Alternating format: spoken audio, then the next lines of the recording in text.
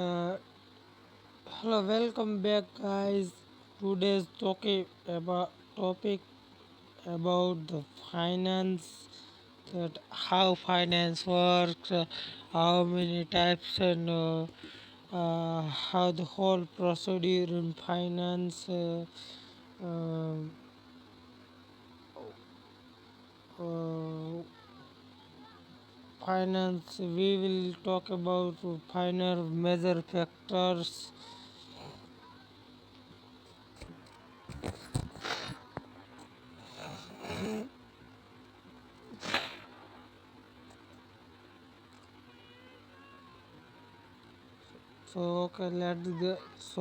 Let's get started. So first question is, what is finance? The answer is that finance is a broad term that describes two related activities: a study of how money is managed in actual and the actual process of acquiring needed funds. Because individuals, businesses, and government entities all need funding to operate. The field is often separated into three subcategories: personal finance, corporate finance, and public finance.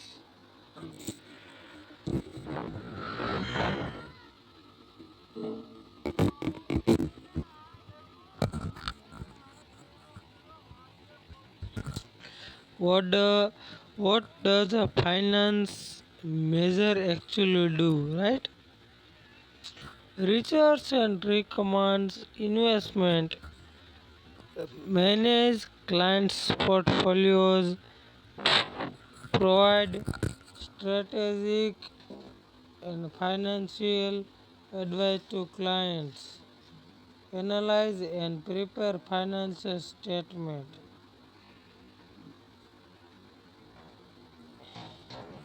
analyze market or economic trends.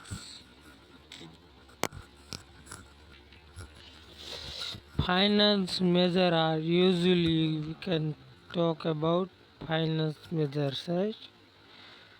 Finance measure usually have attention to detail, teamwork skill, strong math skills. Finance measure usually are self-driven, highly analytic, or goal-oriented.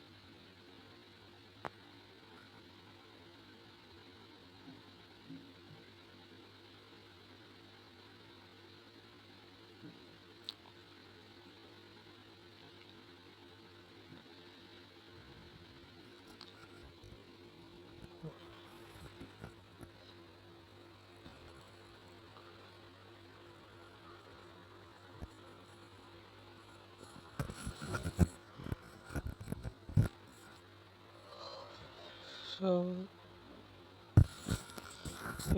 there is a little bit comparison: financial analytic versus general finance.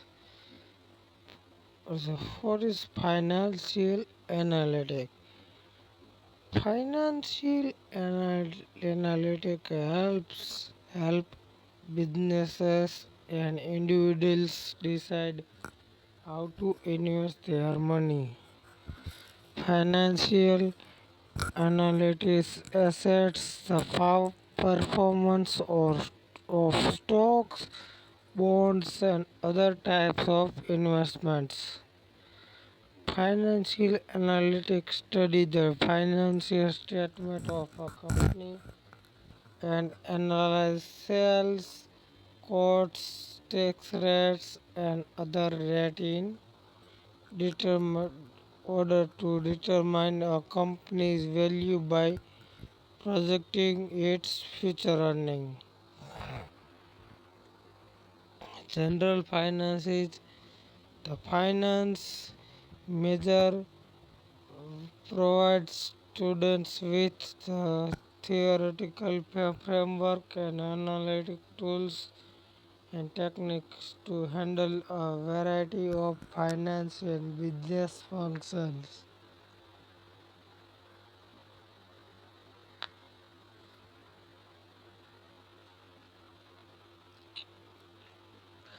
The program is designed to prepare a student for financial position with non-financial corporations, the financial services industry, energy companies, small businesses, and real estate firms.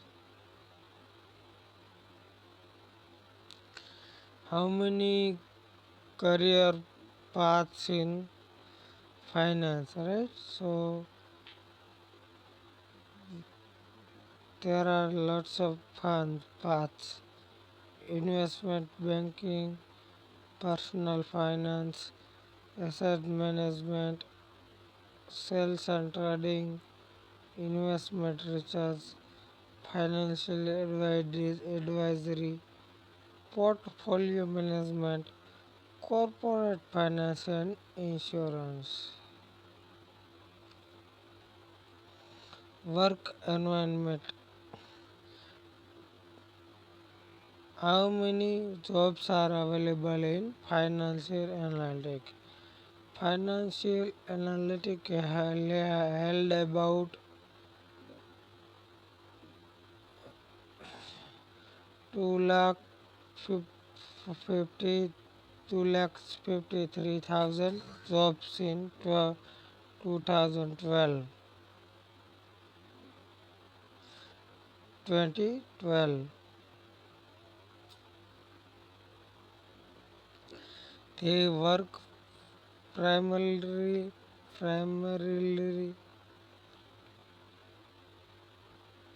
in offices, but travels frequent to visit company or potential investor.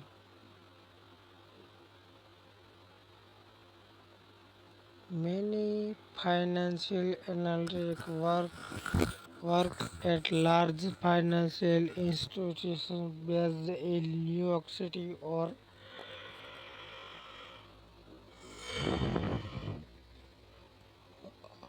other major financial centers.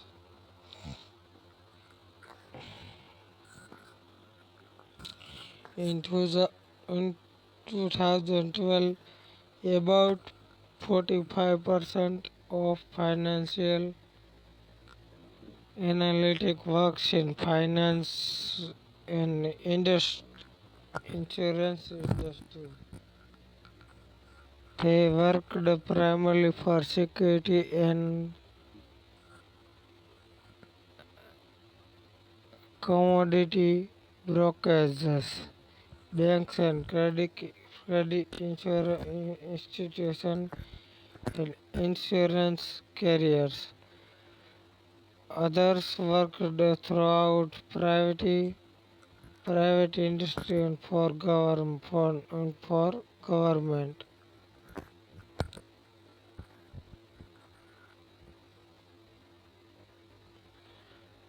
Financial manager held about 532,100 jobs in 2012. 2012. They work in many industries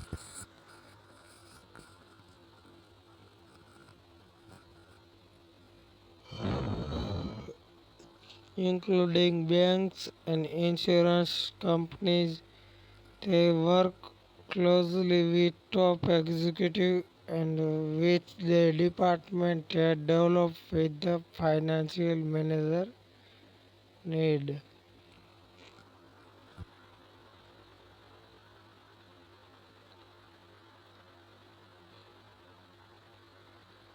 Major requirements at UTF COBA.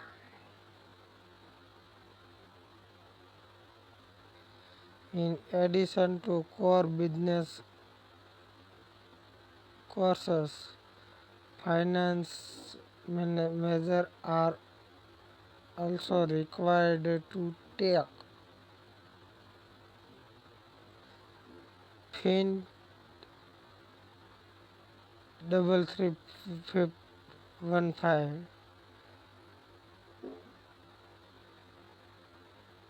general finance investment. Fin 4310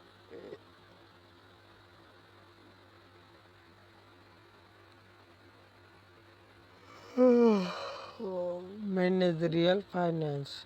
6 fin electives.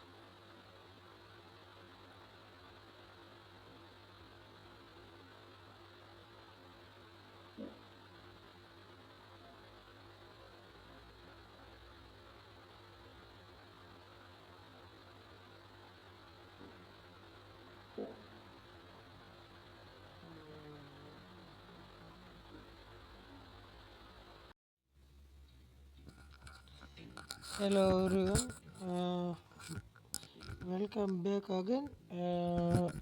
We talk about we already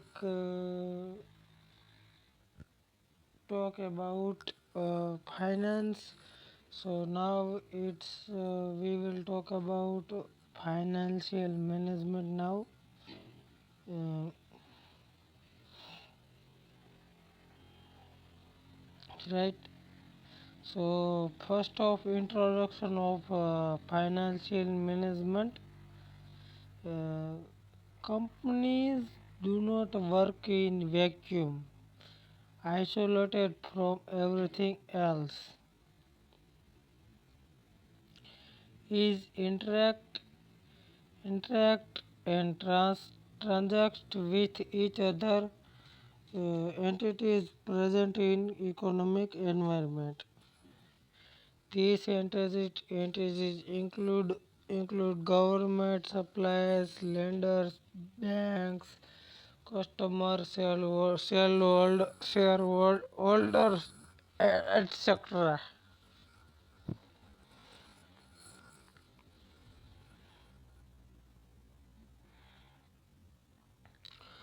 who deal with the organization in several ways. Most of these deadline dealings results in either money flowing in or flowing out of the company.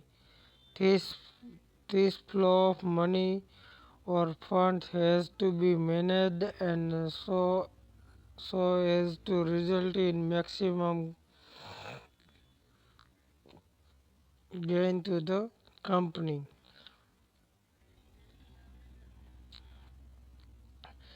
Managing this flow of fund efficiently is the purview, purview of finance. So we can the, define finance as the study of the method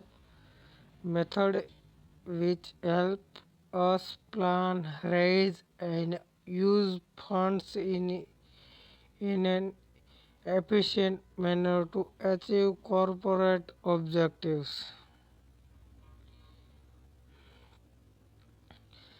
Finance grew out of economics as a special discipline to deal with special set of common problems. The corporate financial objective could be to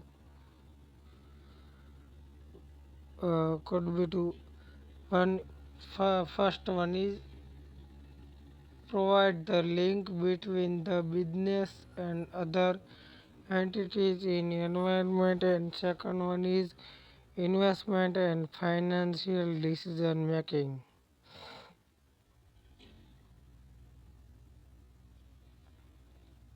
Second thing is investment and financial decision making. Let us first look at what we mean by investment. and financial decision making. First thing is investment decision. The investment decision, also referred to as the capital budgeting decision, simply means to decision to acquire assets or to invest in project. Assets are defined as economic resources that are expected to generate future benefits. Second thing is financial decision. The second financial decision is the financing decision, which basically addresses two questions. First question is that what is the best mix of financing these assets? Second thing is how much how much capital should be raised to fund the firm operation, both existing and proposed.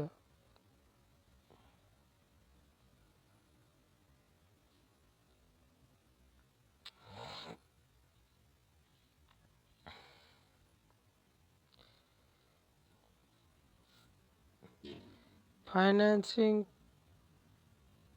could be through two ways: debt,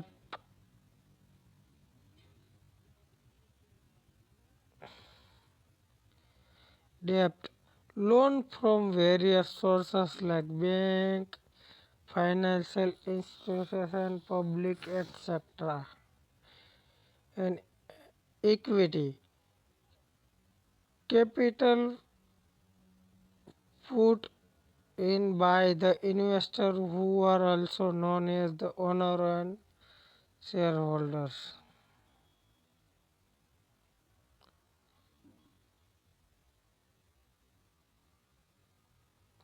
Shareholders are owners because the shares represent the ownership in the company.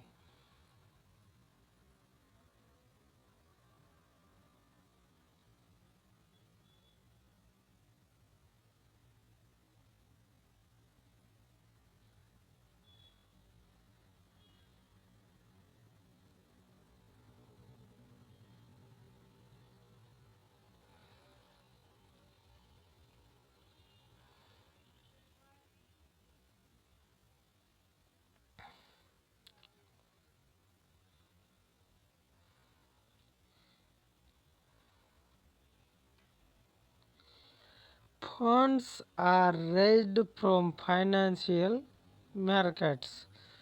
Financial market is a generic term used to denote markets where financial securities are traded. These markets include money market, debt market, and capital market. We will understand them in a detail later in this third chapter. Financing and investing decisions are closely related because the company is going to raise money to invest in a project or assets.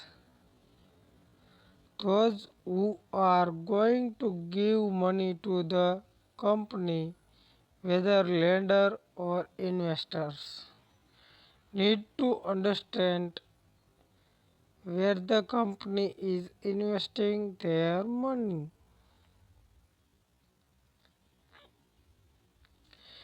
and what it hopes to earn from the investment so that they can assure themselves of the safety of their money.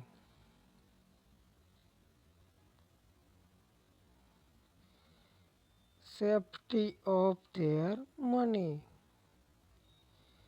The questions that you may thinking about right now are why we do need to learn finance. Shall, shall we not leave it to people who are going to specialize in finance?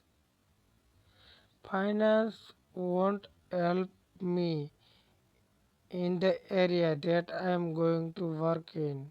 So why learn? So why learn? This is to this is to say that the knowledge of finance does not add your value to you. It is so. Think about it. When you get your pocket money from your parents, you do not go out and whole lot blow the whole lot in one day, because if you do, your parents are not going to give your more money to last through that month.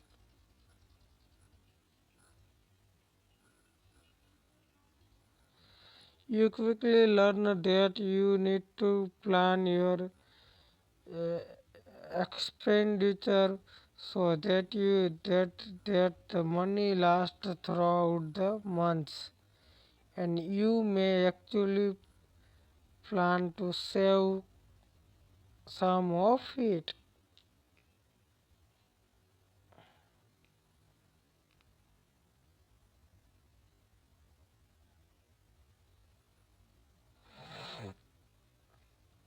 Those who do not get enough to meet their requirements think about some clever means to raise more money,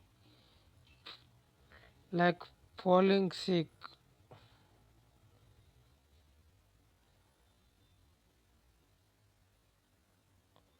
Alternatively, if they need more money for the money because of certain special events like Valentine Day, they can plan to borrow money from for a month and repay next month.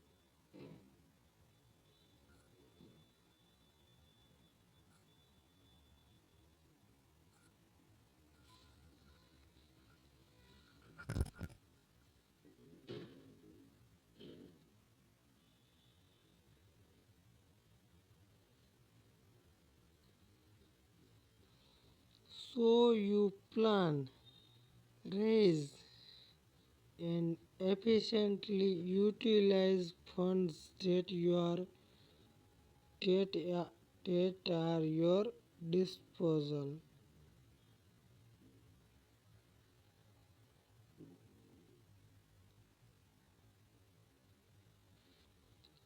or at least try to.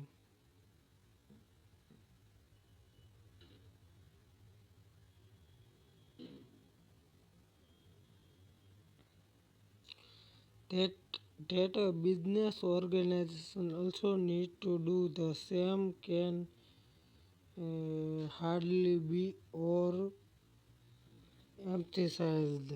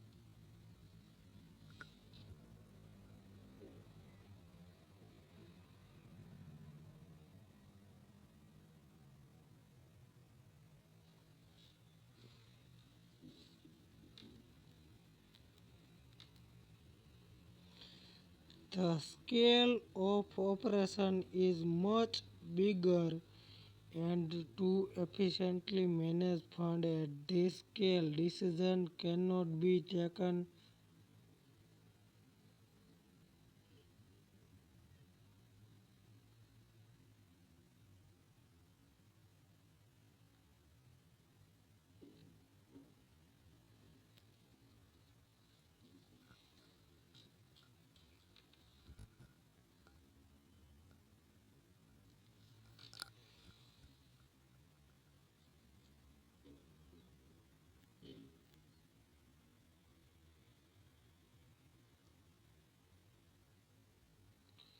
The scale of operation is much bigger and efficiently manage their fund at this scale. Decision cannot be taken without sound methodology.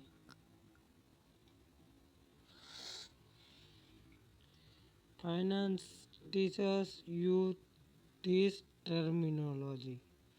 For managing these funds, the first thing you would need is information. External information has to be collected from the environment, and accounting provides internal information about the firm's operation.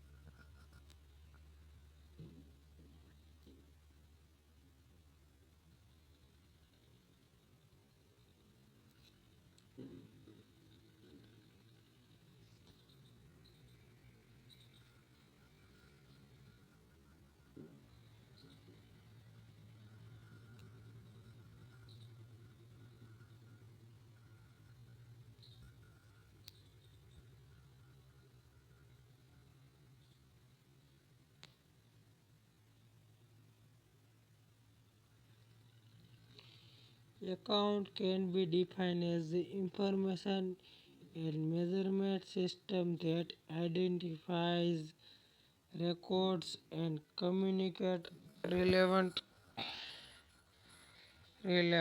information about a company's economic activity to people to help them make better decisions. You would now agree that a company needs to manage its own funds efficiently, but your question still remains why I am concerned with it.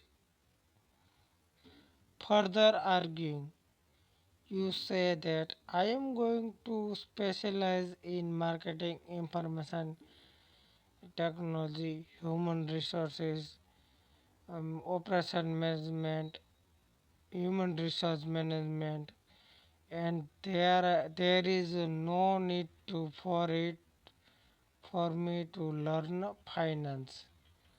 Also, finance is separate function in my organization or the organization that I am going to work for, and I am hardly going to use finance to work in my respective department.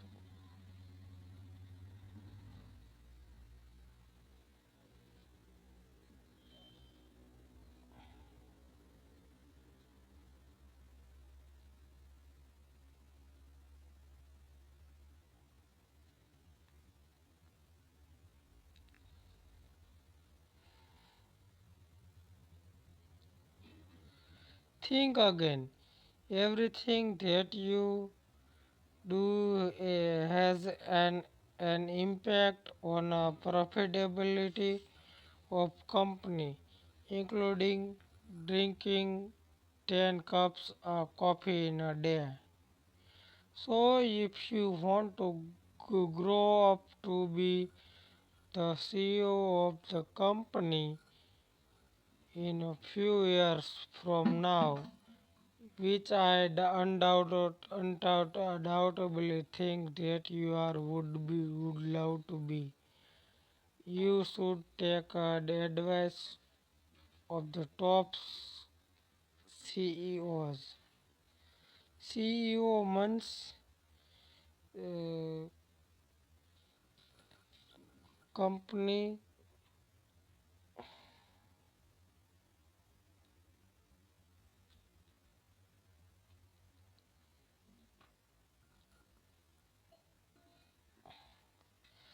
79% of the top CEOs rate finance skill as the most required for the CEO of the future. Better take the CEO's advice, but don't get the feeling that only the CEOs require the finance skill. All other function of management also cannot be cannot do without finance and the financial information.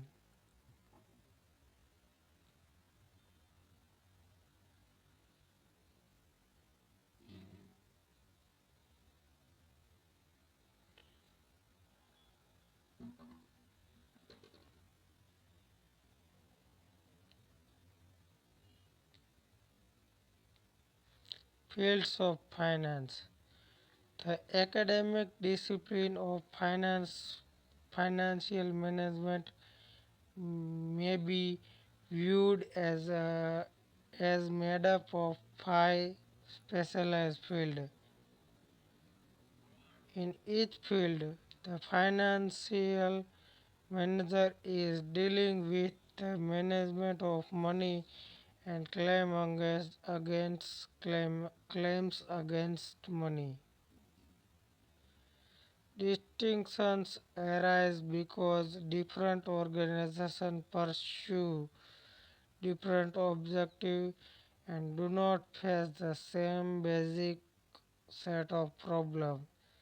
There are five generally recognized areas of finance.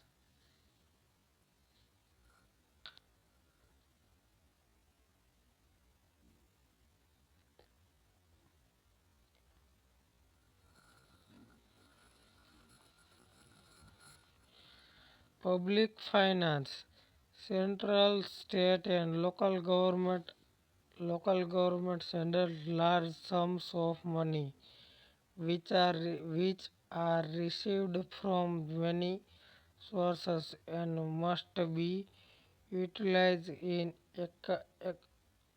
accordance with detailed policies and procedures. Government may have the authority to tax and otherwise raise fund and must dispense fund according to legislative and other limitations. Also, government do not conduct their activity to achieve the same goal as private organization. Businesses try to make profits, whereas government will attempt to accomplish social or economic objectives.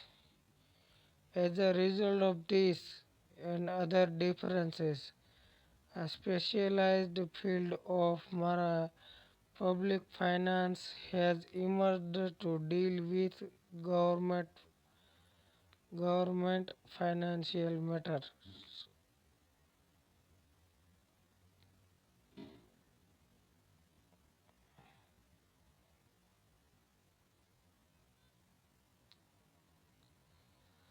Securities and investment analysis. purchase of stocks, bonds, and other securities involve analytic and techniques that are highly specialized. An investor must study the legal and investment characteristics of each type of security,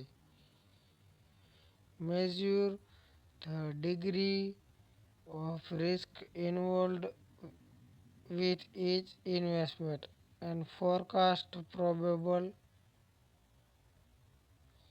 performance in the market.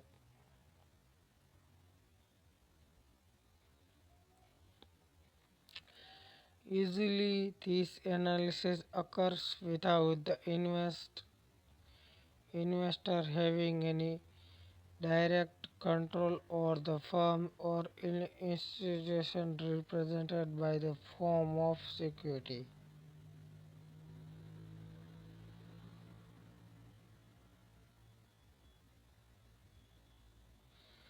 The field of investment analysis deals with these matters and attempt to develop techniques to help the investor reduce the risk and increase the likely return from the purchase of selected securities.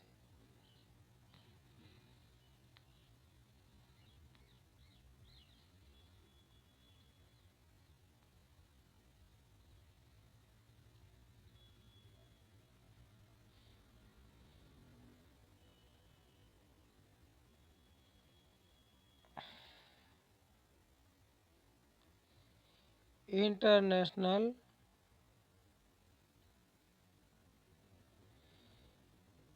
international finance. When money crosses international boundaries, individuals, business, and government must deal with a special kind of problems. Each country has its own national currency. Thus, a citizen of United States must convert dollar to France before being able to purchase goods or service in Paris. Most government have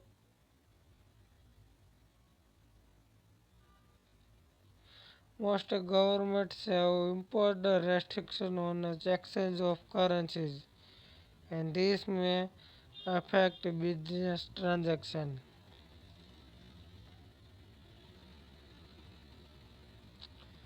Government may be facing financial difficulties such as balance of payment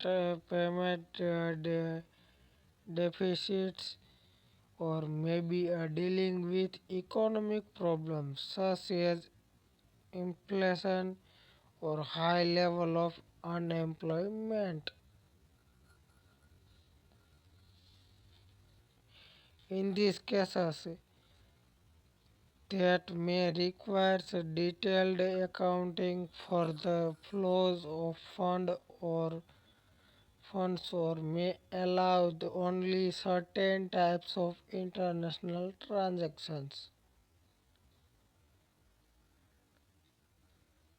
The study of flows of fund between individuals and organizations across national border in the development of methods in of handling the flows are efficiently are probably properly within the scope of international finance.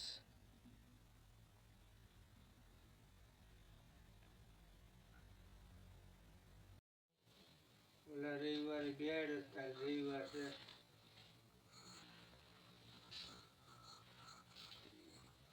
સોમવારે bed હતા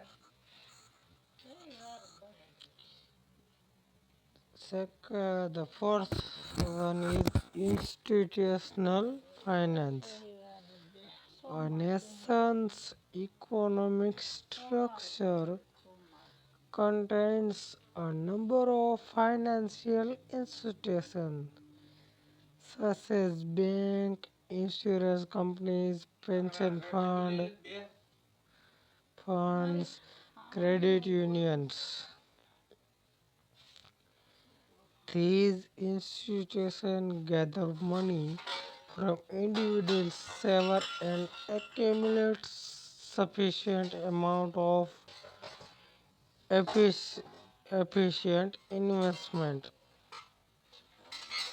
Without these institutions, funds would not be readily available to finance business transactions.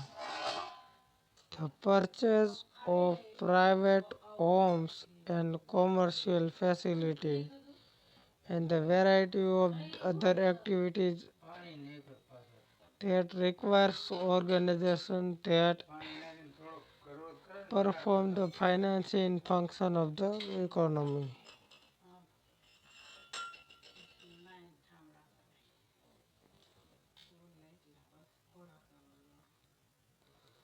Fifth one is financial management.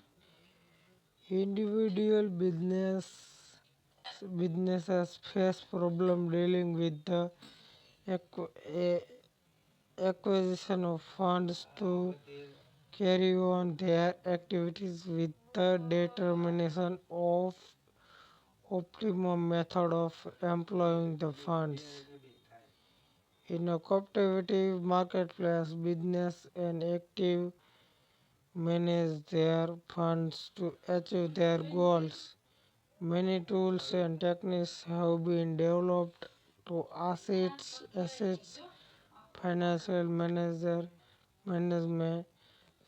manager to recommend proper course of action.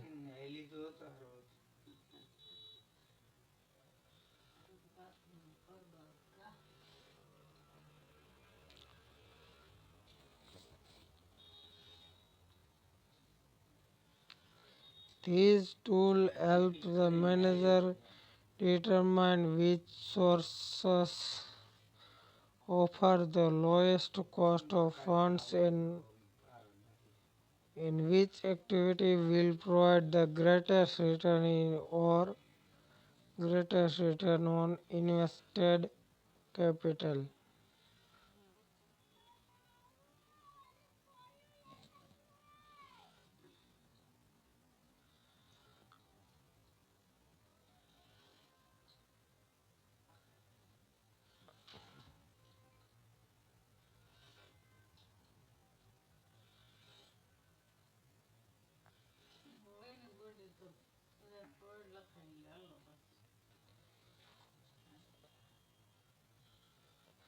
Financial management is the field of greatest concern to the corporate financial officers and will be the major thrust of the approach we shall use in studying finance.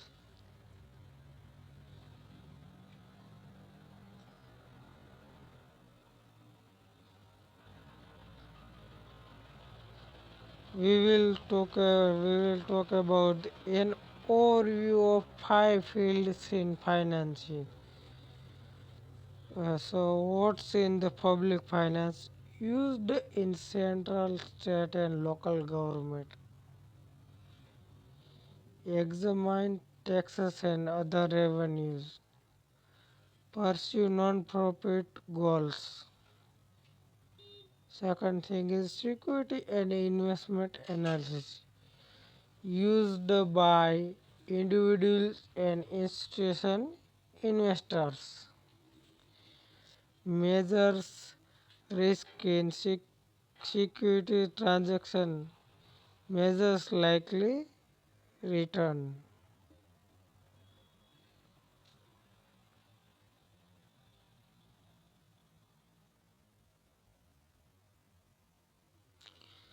institutional finance. Third thing is institutional finance. Examine banks, insurance and companies and pension fund. Studies saving and capital reformation. International finance studies economic transaction among nations, concerned with flow among countries. Financial management studies financial problems in individual firms. Six sources of low cost funds. Six profitable business activity.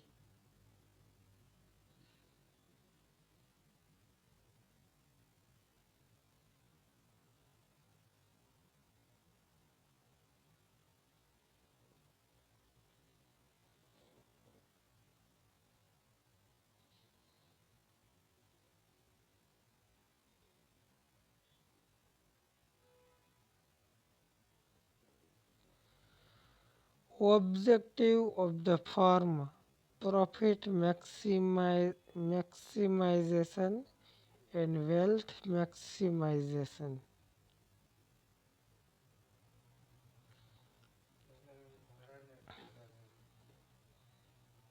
હું તમે આવીને દઈ જાય 200 રૂપિયા દેવા જો બીજા હે ભાડાના પૈસા નથી રાહુલ માર સિક્યુરિટીમાં એટલે પૈસા લેવા દે તને ખબર નહીં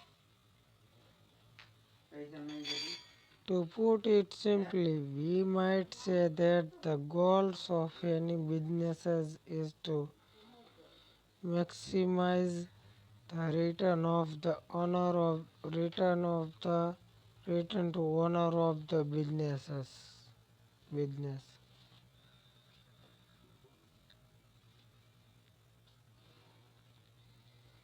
So the goal of finance is to help the business in maximizing returns.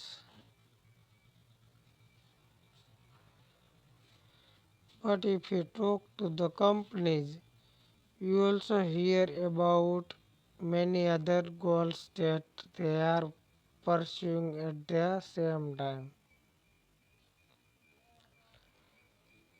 These goals include maximization of sales, maximization of market share, maximization of growth rate of sale, maximization of market price of the share, where real or specifically pursued purposed up to benefit the owners, etc. Individually speaking, managers would be more concerned with the money that are make, that are making from organization and the benefits that they are receiving rather than care about what the owners are making.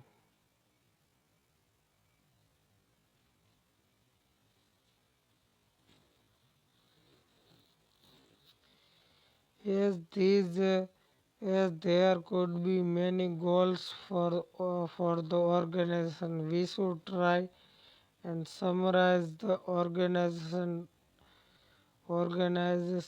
goals in financial terms so that we can call them the financial goals. They boiled down to two. First one is maximize profits and maximize wealth. What is maximize profit? Right? We will talk about maximize profits. Let us first look at the profit maximization. Profit, also called net income or earnings, can be defined as the amount of business earns after sub- subtract, subtracting all expenses necessary for its sale. To put in an equation form, sales minus expenses is equal to profit.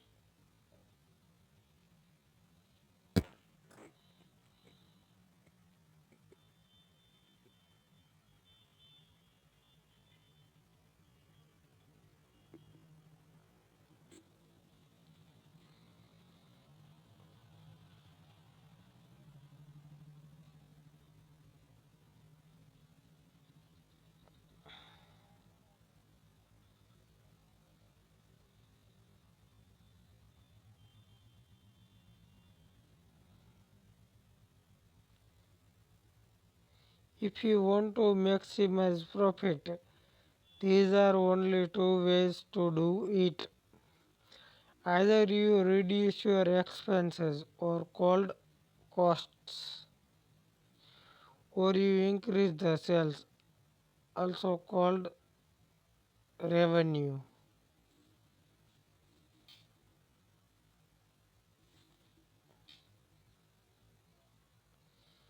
Both of these are not easy to achieve.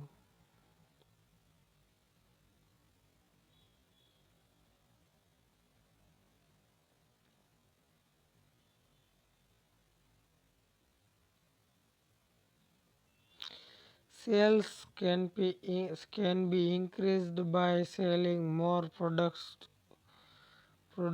or by increasing the price of the products. Selling more products is difficult because of the competition in the market, and you cannot increase as increase the price of the product without adding more features or value to it, assuming a competitive market. If you are a competitive company, reducing expenses beyond the certain level is possible only by reducing the investment in advertising, research and development, etc., which are ultimately leads to reduction in sales in the long term and threaten the survival of the company. Profit maximization goal assume that many of the complexities of the real world do not exist and is thereof not acceptable. Still, profit maximization remains one of the key goals for manager of company because many manager competitions compare compensation are linked to the profit that the company is generating.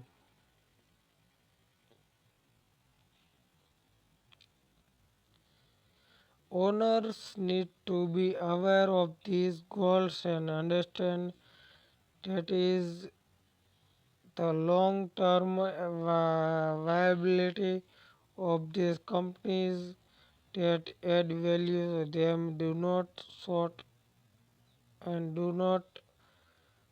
term profitability. Therefore, the long term survival of the company should not be sacrificed for the short term benefits.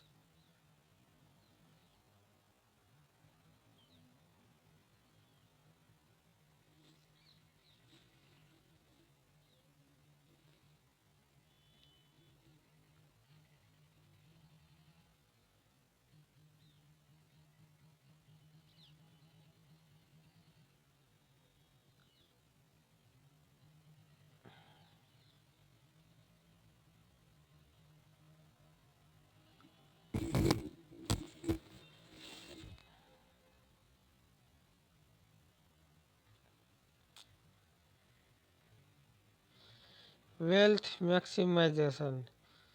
Shareholders' wealth can be defined as the total market value of the equity shares of the company.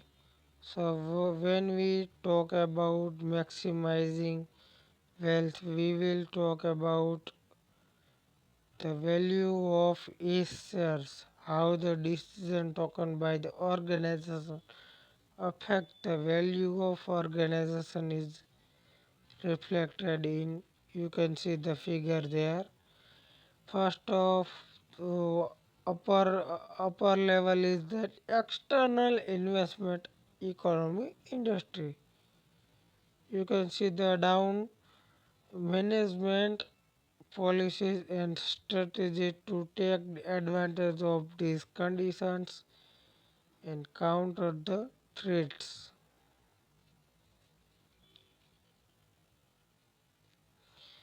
Third thing is investment decision. Uh, you can see there are four section of this one: investment decision, operating decision, payout decision, and financing decision.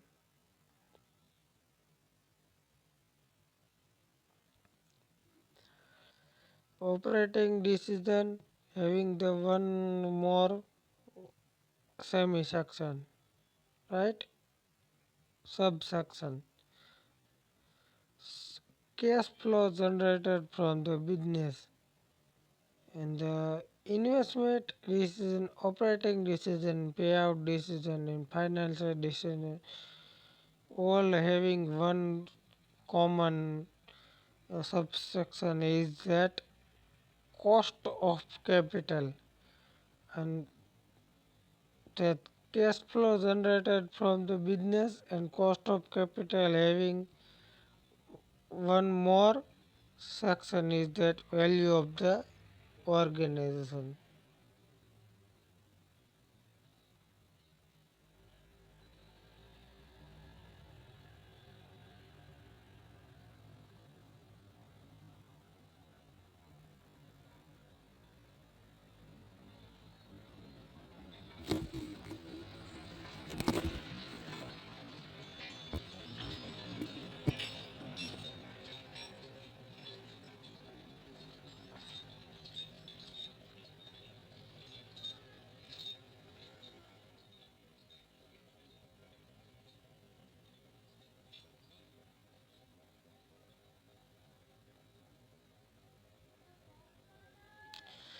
The shareholders' wealth maximization goal gives us the best result because effects of all the decisions taken by the company and its managers are reflected in it.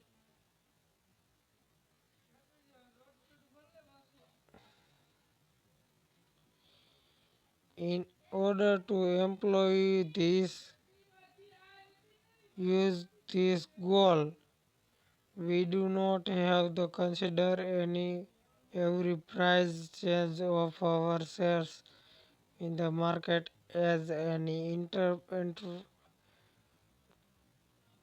interpretation of the worth of the decision that the company has taken.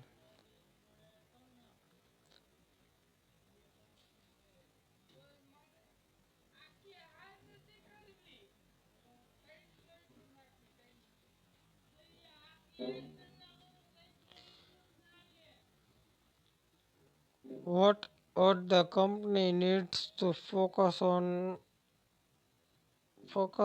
is the effect that its decision should have uh,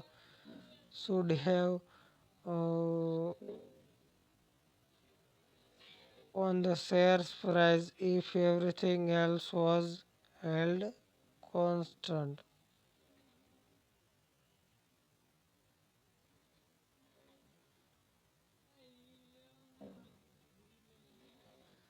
This conflict of the decision by the manager and the decision required by the owner is known as the agency problem. How are companies solving this problem will be discussed later. So now it's all done. Now we will talk about the scope of the financial management, right? The approach to the scope and function of financing management is divided for purposes of exposition into two broad category. That the first one is traditional approach and second one is modern approach.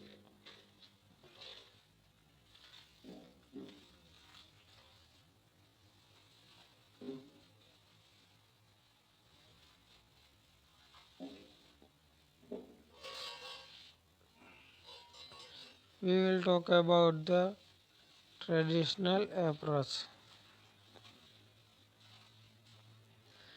The traditional approach to the scope of financial management refers to its subject matter in academic literature in the in an initial stages of its evolution as a separate branch of academic study. The terms corporation finance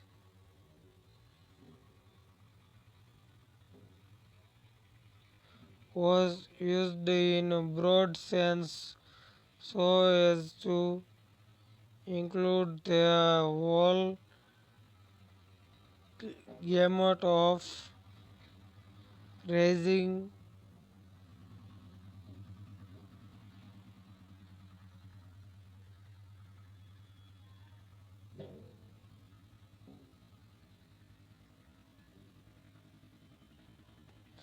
we will talk about the traditional approach. The traditional approach is the scope of financial management referred to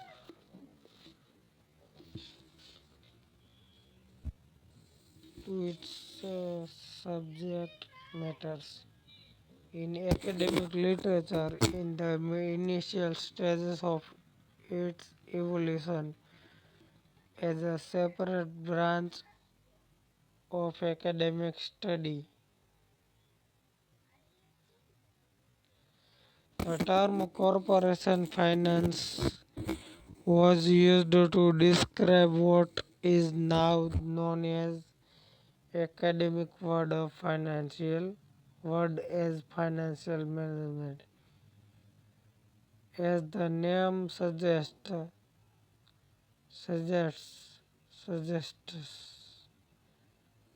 the concern of corporation finance was with financial of corporate enterprises.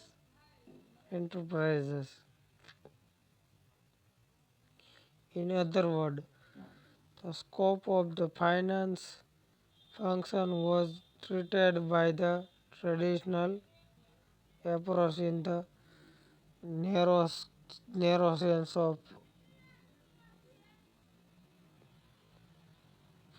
procurement of fund by corporate enterprise to meet their financing needs. The term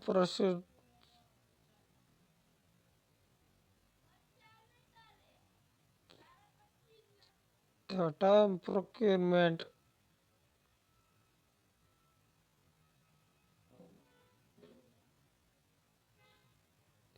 was used in a broad sense so as include the whole gamut of raising funds externally.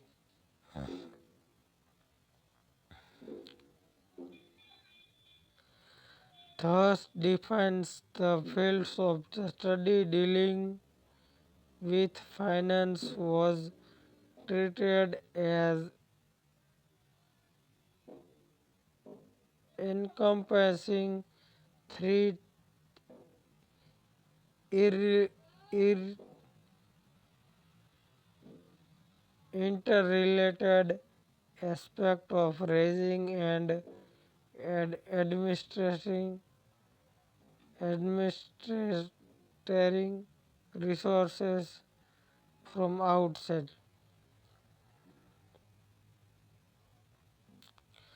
The institutional arrangement of in the form of financial institute which compromise the organization of the capital market. Second thing is the financial management is financial instruments through which funds are raised from the capital market and the related aspect of practice and the proceed, procurement procedures aspect of the capital market. And the third thing is the legal and accounting relationship between the firm and its source of fund.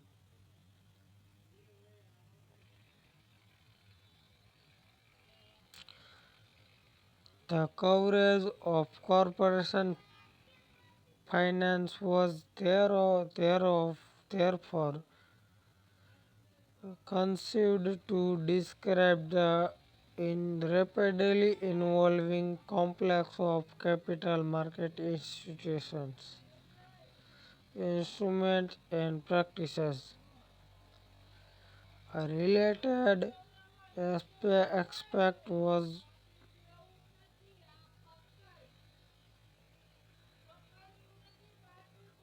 that firms require funds and certain episode, episodic events such as merger, liquidation, recognition, and soon. A detailed description of these major events constituted the second element of the scope of these fields of academic study. That these were a broad features in the subject matter of corporation finance is eloquently reflected in the academic writing around the period during which the traditional approach dominated academic thinking.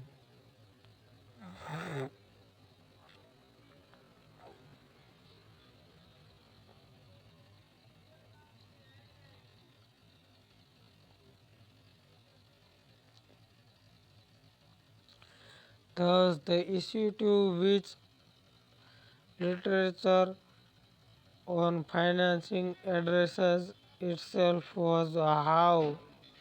itself uh, was how resources eh, could be raised from combination of the available sources.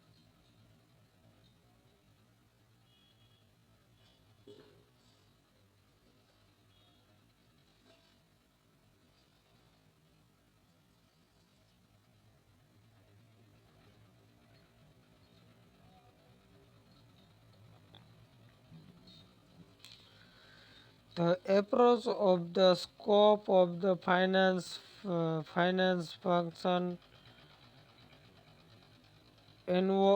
evolved during the 1920s and 1930s and dominated academic during the 40s and through the early 50s. 1950s. It has now been declared discarded as, as it suffers from serious limitation. These weaknesses of the traditional approach fall into two broad categories. The first broad category is one is that those relating to the treatment of various topics and emphasis attached to them. The second thing is those relating to the basic conceptual and analytic framework of the definition and scope of the finance functions.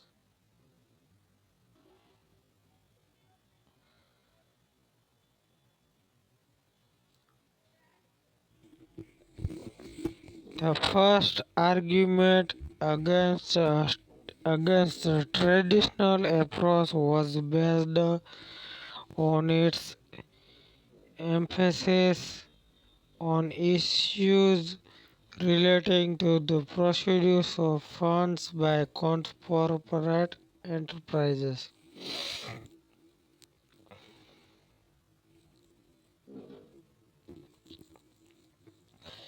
This approach was challenged during the period when the approach dominated the scene itself. Further, the traditional treatment of finance was criticized because of the finance function was equated with issues involved in raising and administrating funds. The theme was revolved around the viewpoint of the suppliers of the funds such as investors, investment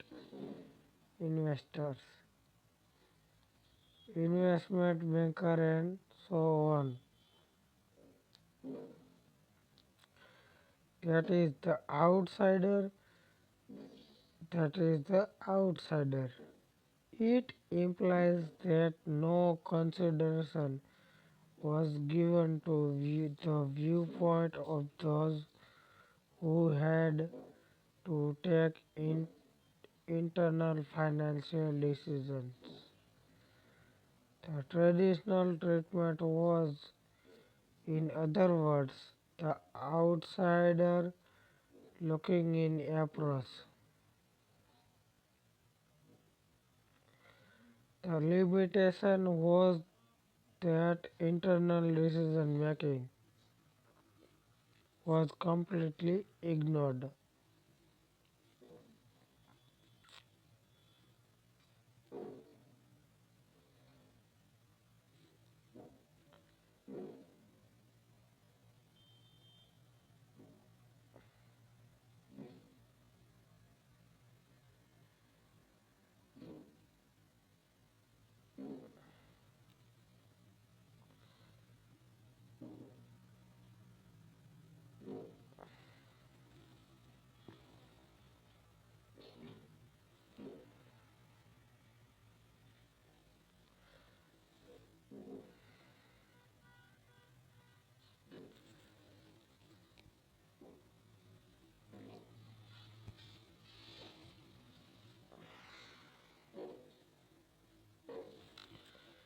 The second ground of criticism to the traditional treatment was that the focus was on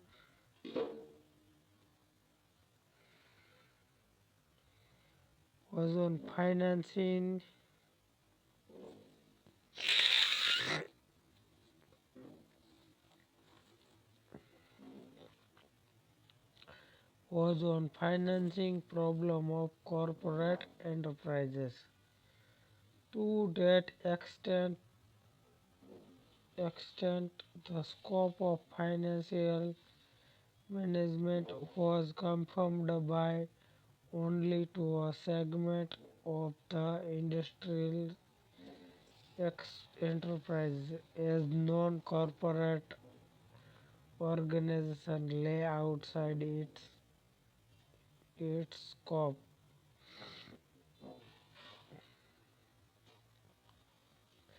Yes, another basis on which traditional approach was challenged uh, was was that the treatment was built too closely around episodic events such as promotion, incorporation, merger, consolidation, recognition, and so on.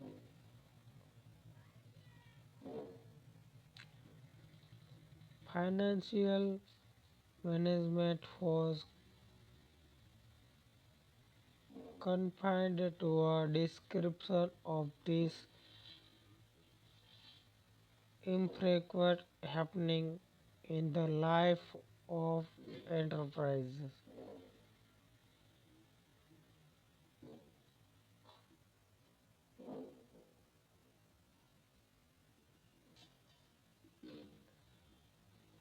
As a, as a logical coroll- as a logical corollary, the day-to-day financial problem of the normal company did not receive much attention.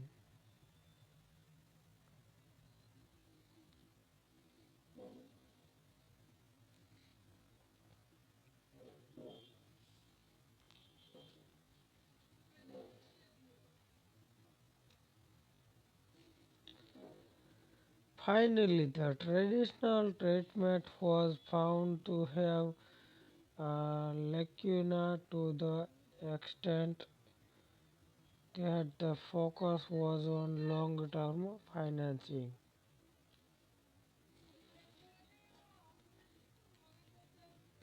Its national implication was that the issue involved in working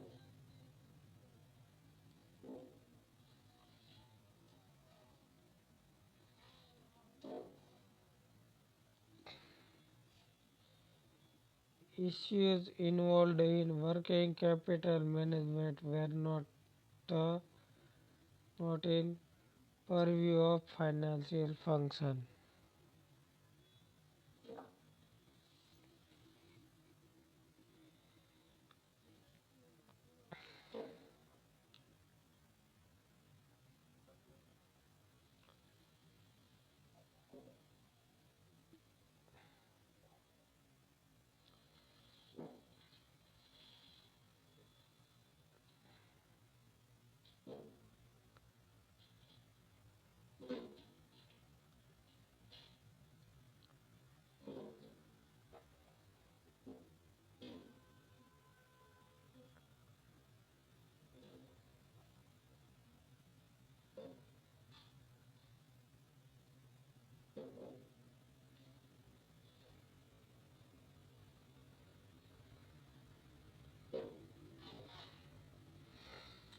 The limitations of the traditional approach were not entirely based on treatment or emphasis of different aspects. In other words, its weaknesses were more fundamental.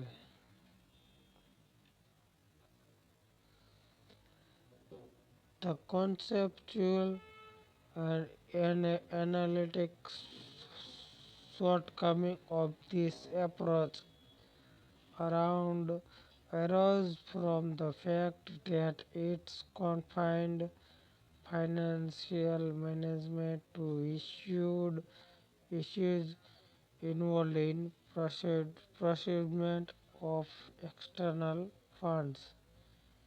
It did not consider the important dimension of allocating of capital. The conceptual uh, framework of the traditional treatment ignored what Solomon aptly described as the central issues of financial management.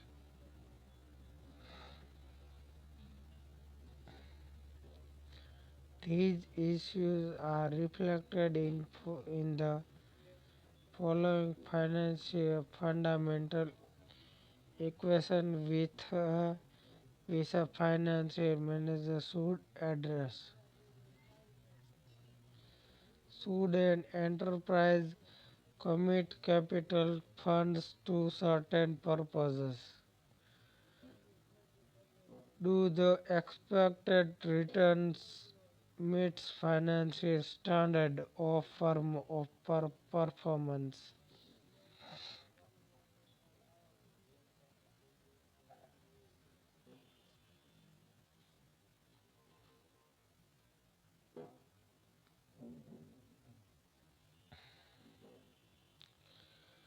How should this standard to be set and what is the cost of capital funds to the enterprise?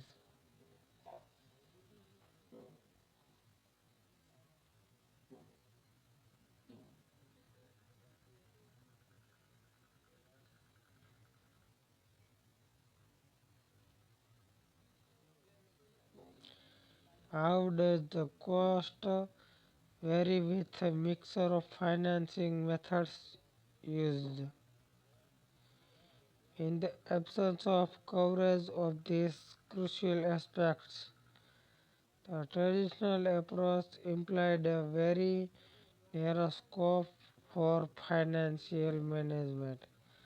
The modern approach provides a solution to these shortcomings.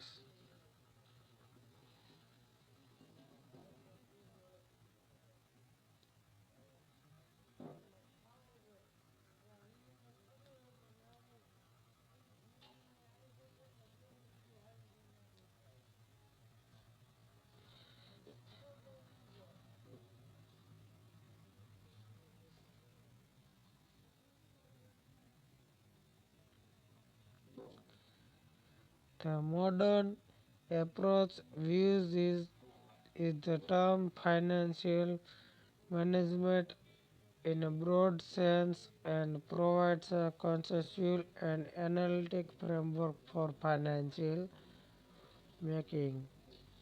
According to it, the finance functions covers both acquisition of funds as well as their allocations. Thus, apart from the issues involved in acquiring external funds, the main concern of the financial management is the is the efficient and wise allocation of funds to various users. Defined in a broad sense, it's viewed as an integral part of overall management.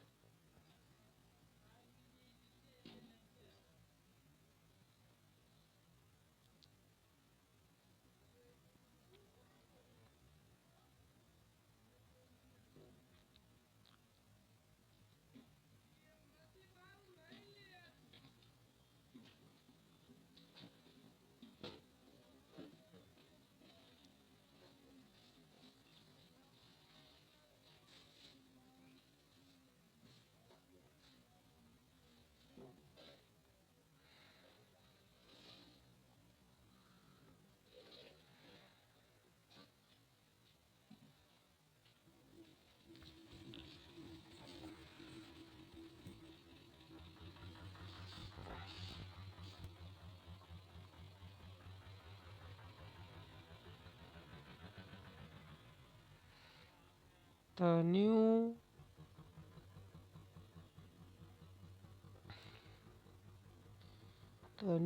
approach is an analytic way of viewing the financial problem of a farmer. The main contents of this approach are: what is the total volume of funds an enterprise should commit?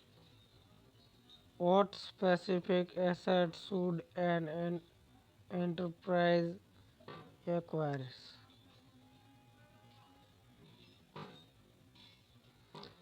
How should the funds raised required be financed?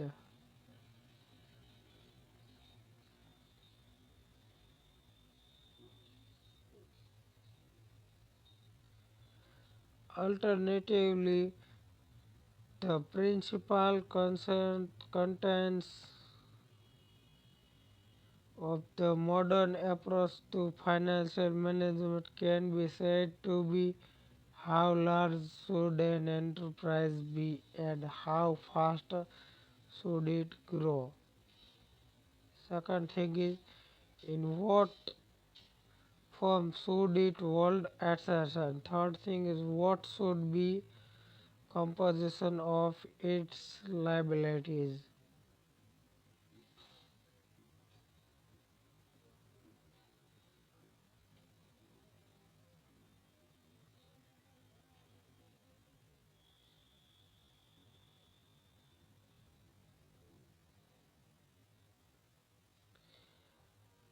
The three questions posed above cover between them is major financial problem of a firm.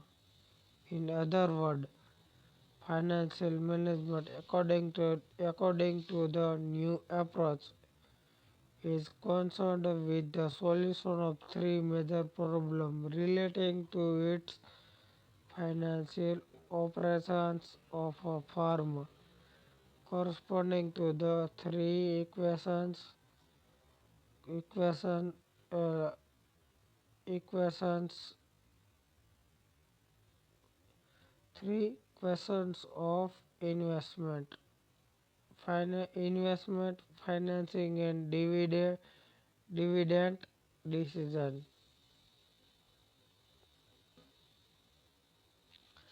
Thus, financial management in a modern sense of term can be broken down into three major decisions as function of finance: the investment decision, the financing decision, and dividend policy decision.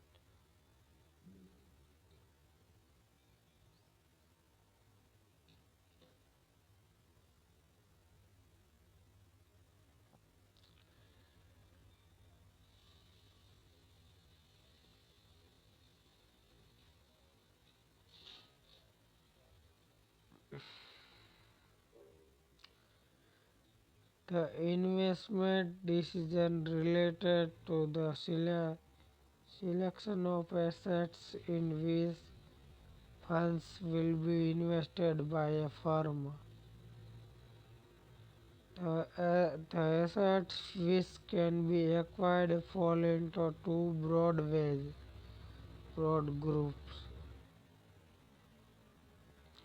long-term assets which yield a return over a period of time in the future, short-term or current assets defined as those assets in which in normal courses of business are convertible into without diminutions in value, usually within a year. The first of these, involving the first category of assets, is popularly known in financial literature as capital budgeting.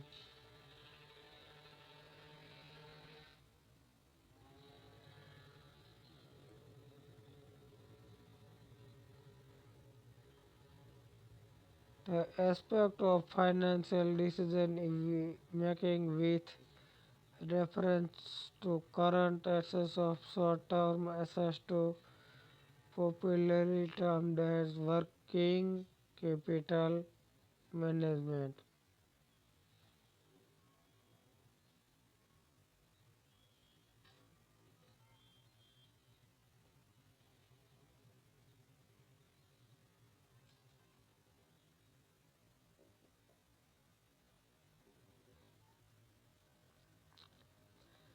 Capital budgeting is probably the most financial decision for a firm. It relates to the selection of the assets or investment proposal of course of action whose benefits are likely to be available in future or the lifetime of the project.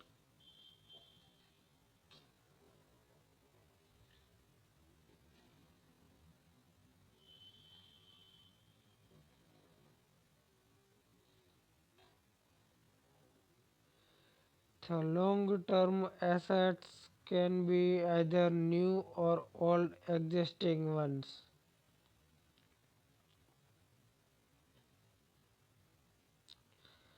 The first aspect of the capital budgeting decision related to the choice of the new assets out of the alternative available or relocation of capital when an existing asset fails or justify the funds committed. Whether an asset will be accepted or not will be depend upon the relative benefit and returns associated with it.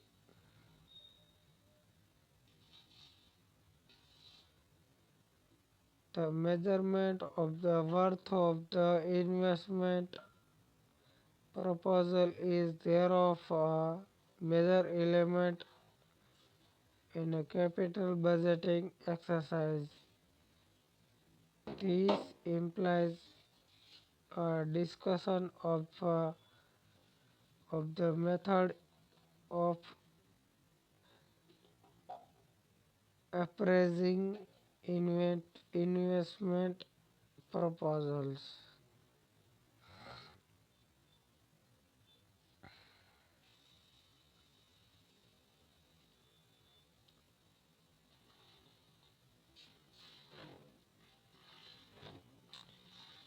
The second element of a capital budgeting decision is the analysis of risk and uncertainty. Since the benefit from the investment proposal shall extend into the future, their accrual is uncertain.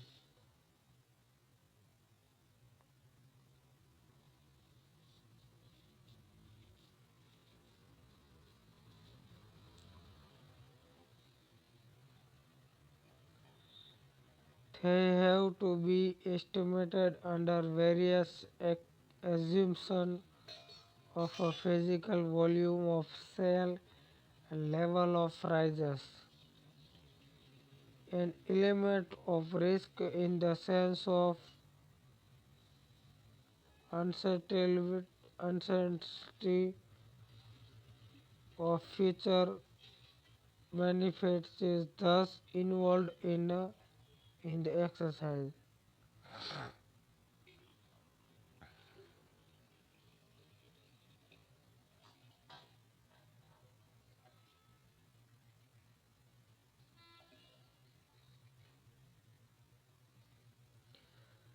The return from capital budgeting decisions should therefore be evaluated in relation to to the risk associated with it.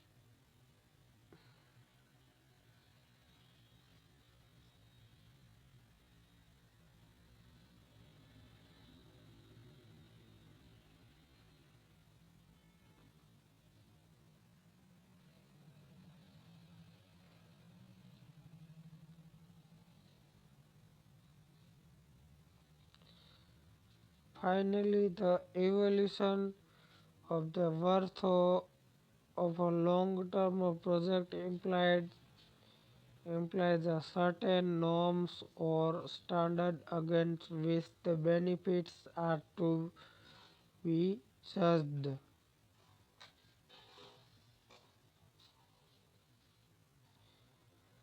The requisite norms is known by different names such as a cutoff rate, uh, adult rate, required rate, or minimum rate of return, and so on. This standard is broadly expressed in terms of the cost of capital.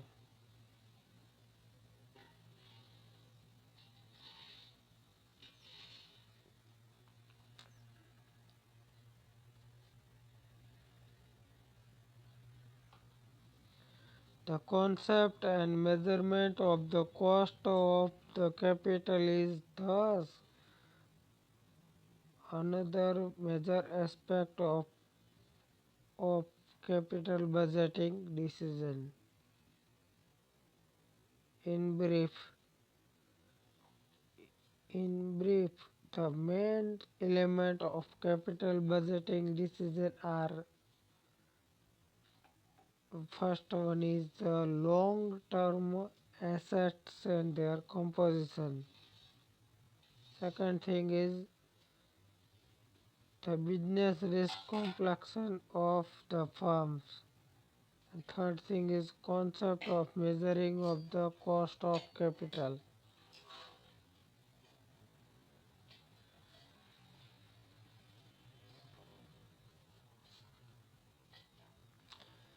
Working capital management is concerned with the management of current assets. It's It is an important and integral part of financial management as short-term survival is a prerequisite for long-term success.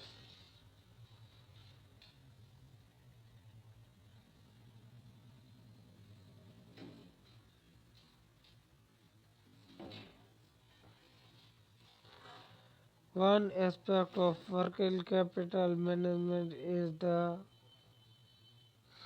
trade-off between profitability and risk.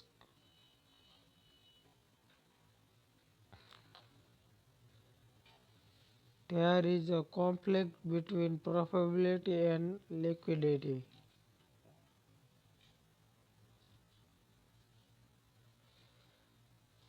If a firm does not have a adequate working capital, that is, it does not invest sufficient funds in current assets, it may become uh, illiquid and consequently may not have the ability to meet its current obligation and thus invite the risk of bankruptcy. If the current assets are too large, profitability is adversely affected. The key strategies and consideration in ensuring a trade-off between profitability and liquidity is one major dimension of working capital management. In addition, the individual current assets should be effi- efficiently managed so that neither inadequate nor unnecessary funds are locked up.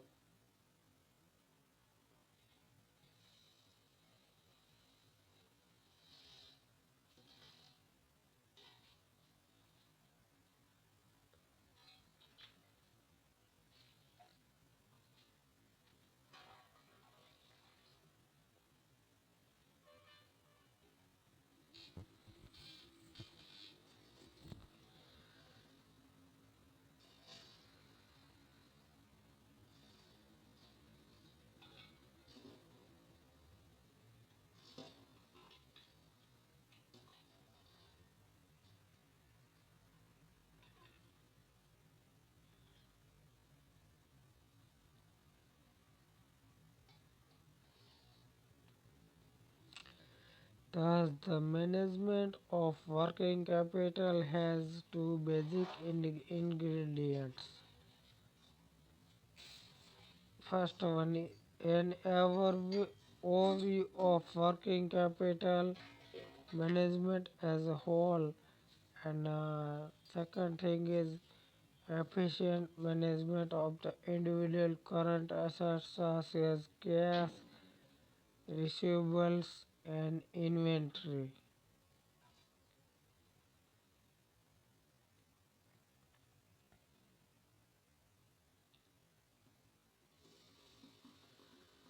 The second major decision involved in financial management is the financing decision. The investment decision is broadly concerned with the asset mix or the composition of the assets of a firm. The concern of a financing decision is with the financing mix or capital structure of leverage.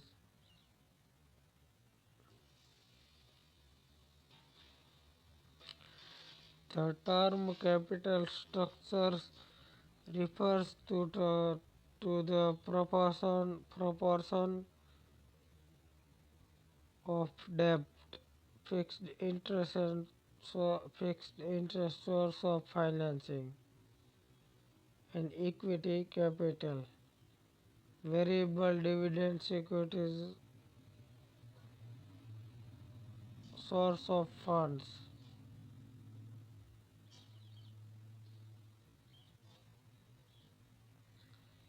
The financial decision of a firm related to its choice of the proportion of these sources to finance the investment requirement. There are two aspects of the financial decision. First, the theory of capital structure, which shows the theoretical relationship between the employment of debt and the return of the shareholders. The use of debt implies a higher return to the shareholder as also the financial risk. A proper balance between debt and equity to ensure a trade-off between risk and return to the shareholders if is necessary.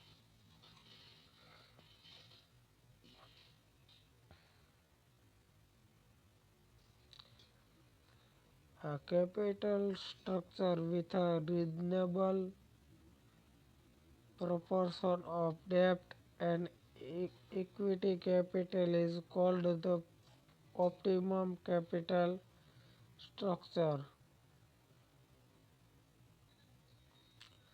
Thus, one dimension of the financing decision whether there an optimum capital structure and, and in what proportion should funds to be raised to maximize the return of the shareholders.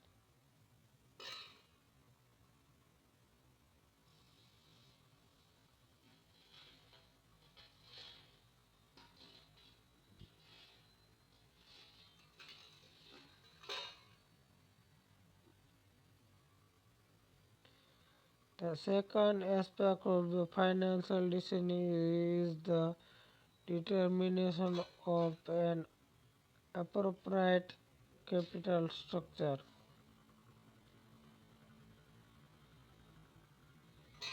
Given the fact of particular case,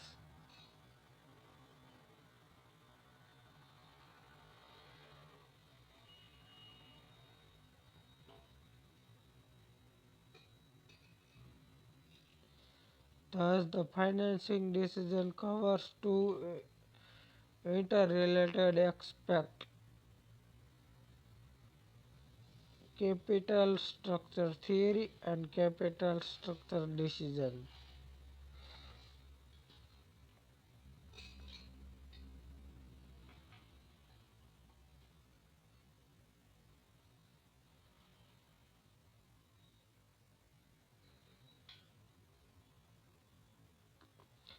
The third major decision of financial management is the decision relating to the dividend policy. The dividend should be analyzed in relation to the financing decision of a firm. Two alternatives are available in dealing with the profit of a firm.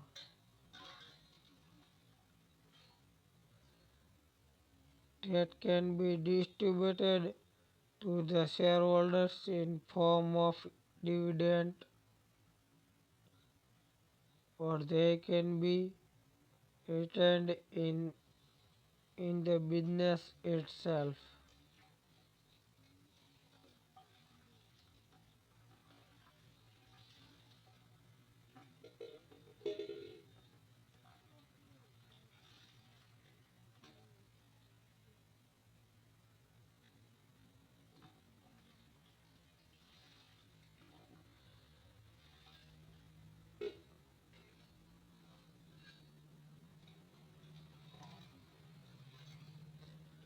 The decision as to which course should be followed depends largely on a significant element in the dividend decisions.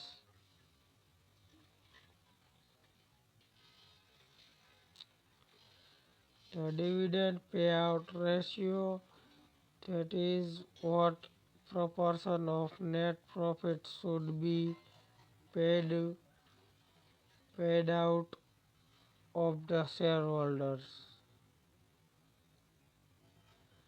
The financial decision will depend upon the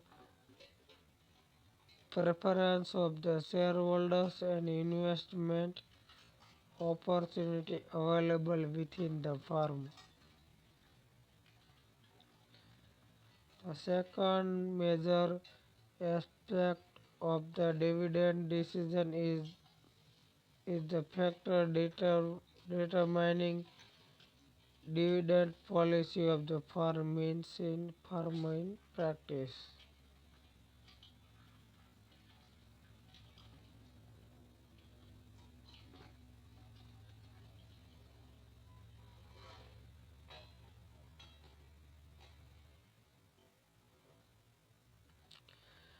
To conclude, the traditional approach had a very narrow perceptions and was devoid of the integrated conceptual and analytic framework. It had rightly been discarded in current academic literature. The modern approach has broadened the scope of financial management, which involves the solution of three major decisions, namely investment, financing, and dividend.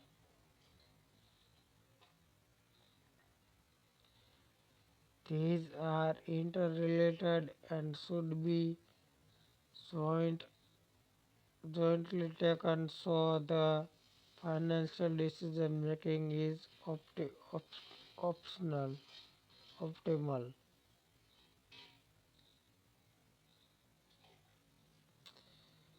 The conceptual framework for optimum finance decision is the objective of financial management.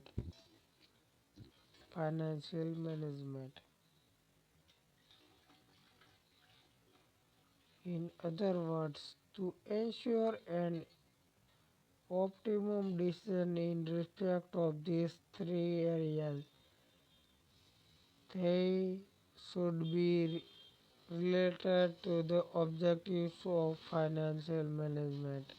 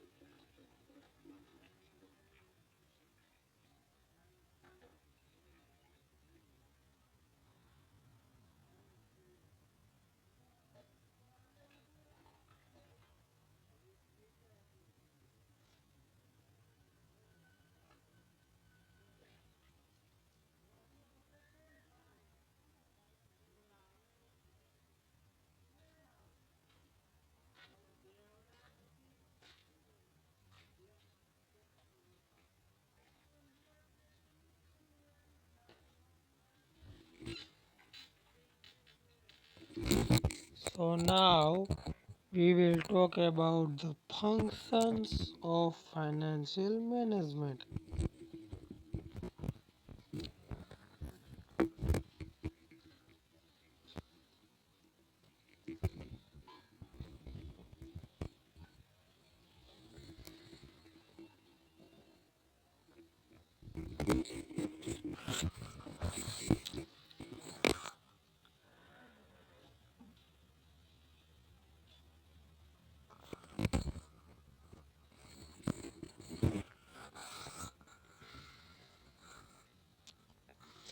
The traditional function of financial management has been limiting the role of finance to raising and administrating the of funds needs by the company to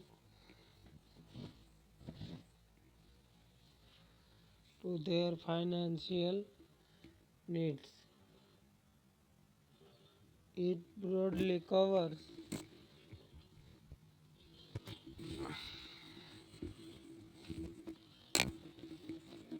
it broadly covered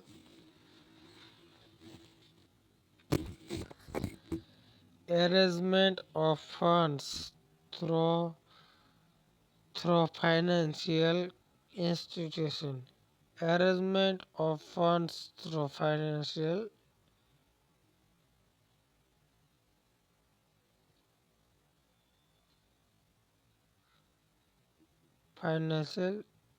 institution instruments. Third one is looking after the legal and accounting relationship between a corporation and its source of funds.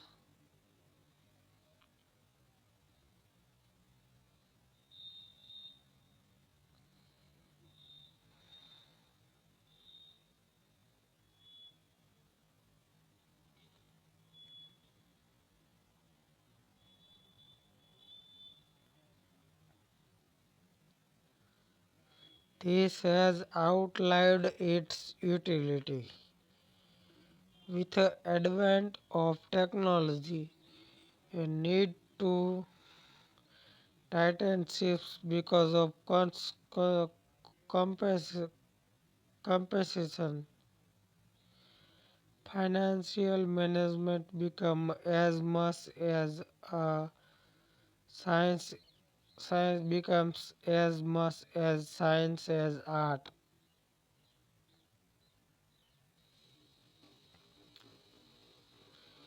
Efficient allocation of funds become the imperative. The modern approach is an analytic way of looking at the financial problem of firm with the main concerns like what the total volume of funds committed, what specific assets should be acquired or divested,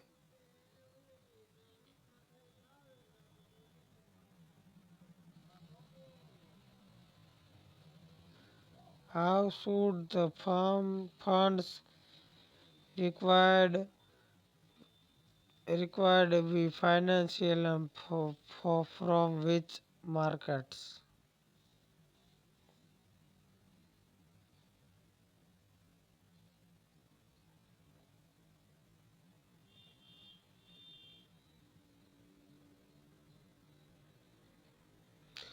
The above question relate the the the previous question relate to uh, four broad decision areas. These are investment decision, financing decision, dividend decision, and working capital decision. First one is investment decision. Decision relating to the investment in both capital and current assets. The finance manager has to evaluate different capital investment proposal and select the best, keeping in view the overall objective of enterprise. Capital budgeting is the typical name given this given to this decision.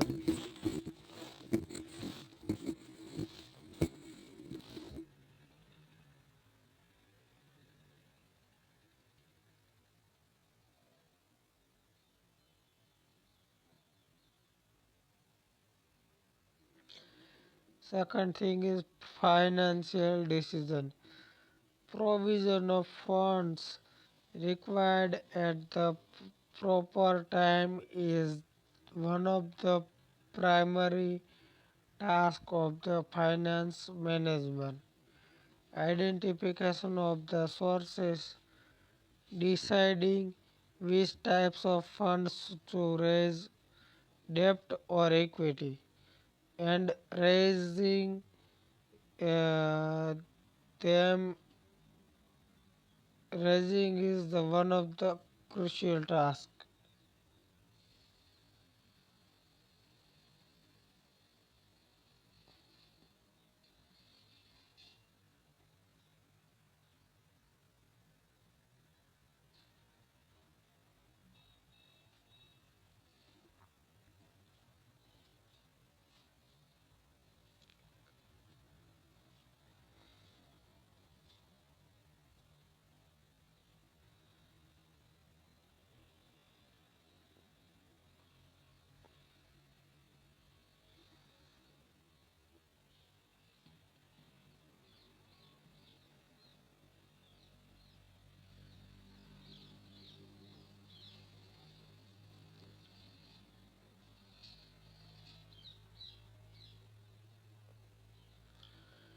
Dividend decisions, determination of funds requirement and how much of it will be generated from internal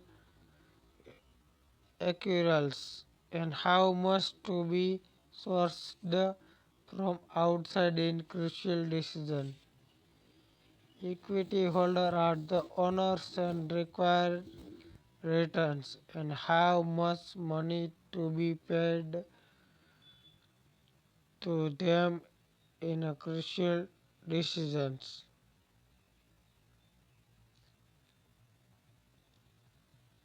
The fourth one is working capital decision. The investment in current assets is a major activity that a finance manager is engaged in a day-to-day basis.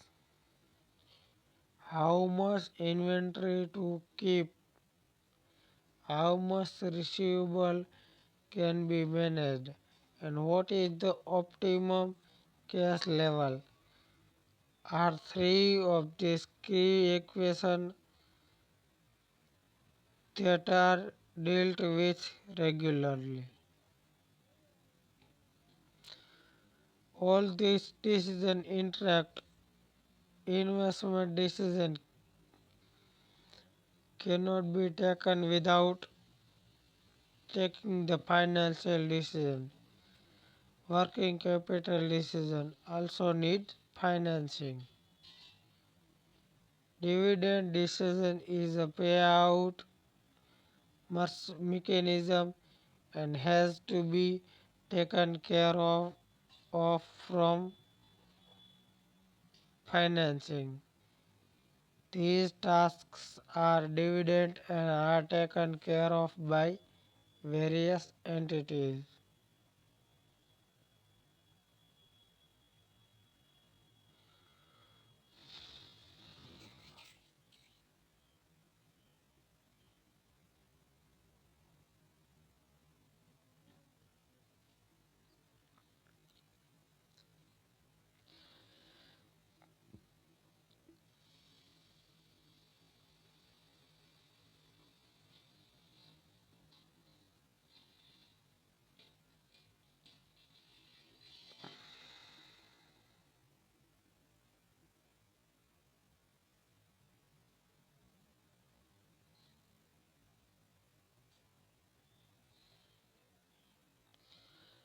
We will talk about the objective of financial management. To make wise decision, a clear understanding of the objective which are sought to be achieved is necessary. The objectives provide a framework for optimum financial decision making. In other words, they are concerned with designing a method of operating their internal investment and financing of firm.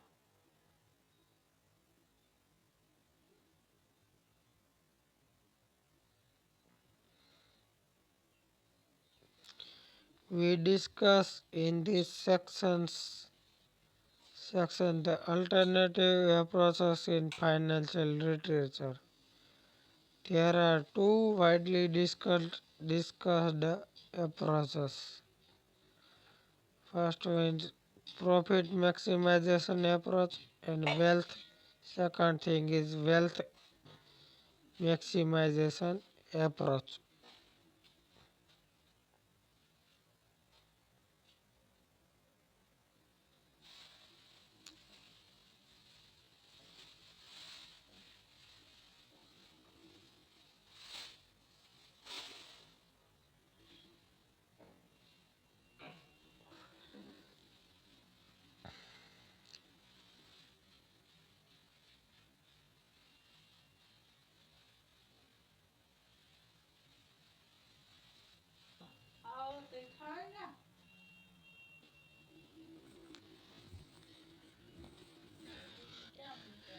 It should be noted at the outset that the term objective is used in the sense of a goal or decision creation criterion for the three decisions involved in financial management.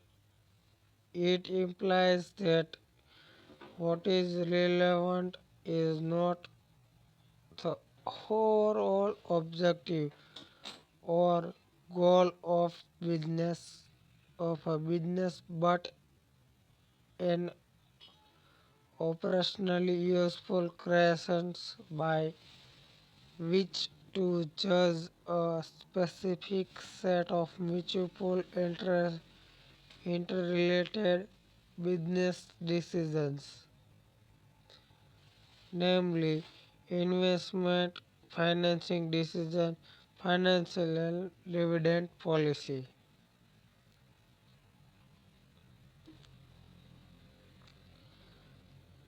The second point that should be clearly understood that the term objective provides a normative framework. That is, the focus in financial literacy is on what a firm should try to achieve and on the policies that should not be followed if certain goals are to be achieved.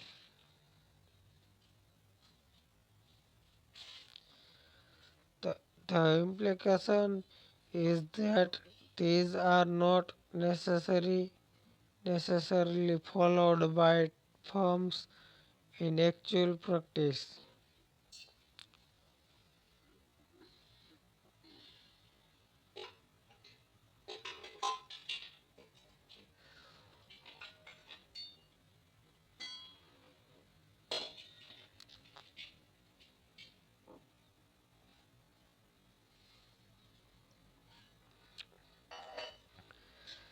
They are rather employed to serve as a basis for theoretical analysis and do not reflect contemporary empirical, empirical industry practice.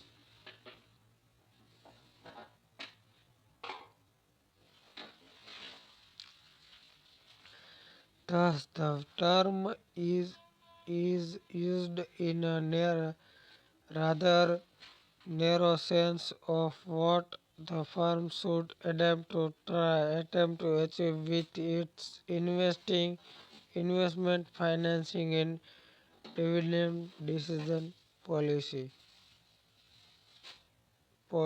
decisions.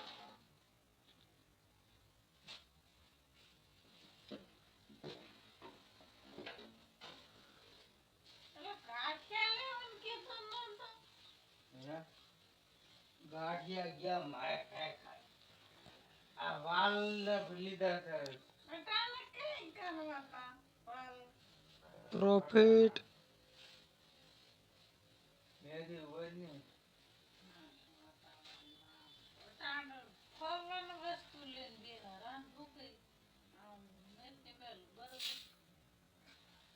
મેદી ખાવી છે ને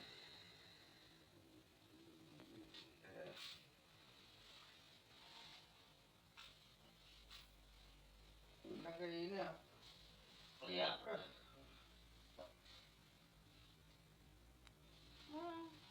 વાલ બટાટા પેટમાં દુખો પછી મેથી કઈ ખાવી જોઈએ કઠોળ profit maximization decision criterion.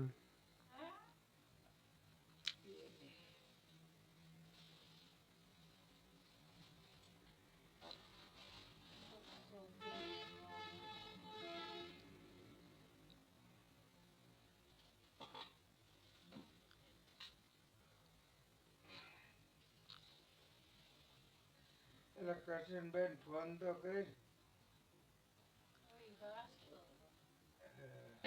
According to this approach, actions that increase profits should be undertaken and those that decrease profits are to be avoided. In specific operation terms, as applicable to financial management, the profit maximization criteria implies that the investment financing and dividend policy decision of a firm should not be oriented to the maximization of profits.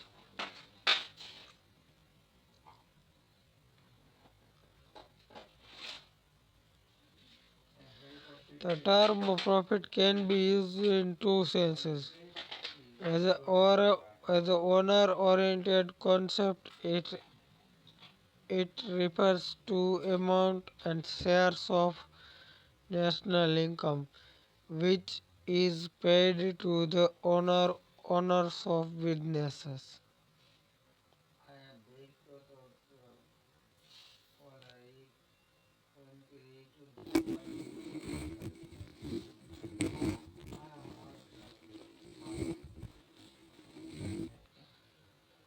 That those who supply equity capital.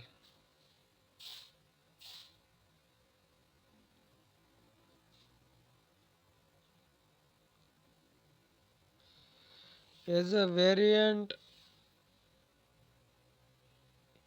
it's described as profitability. It is an operational concept and signification economy efficiency. In other words, profitability refers to a situation where outcome exceeds input.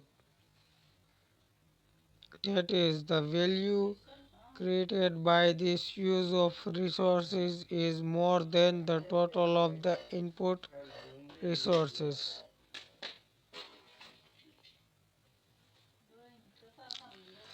Used in this sense, profitability maximization would imply that a firm should be guided in a financial decision making by one test: select assets, project and decisions which are profitable and reject those which are not.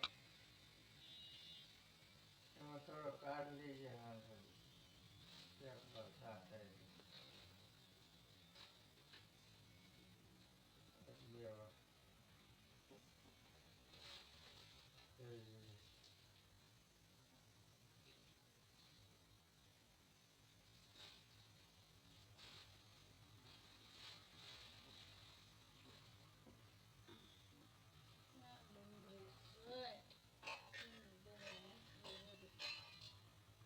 એવો હજી એમાં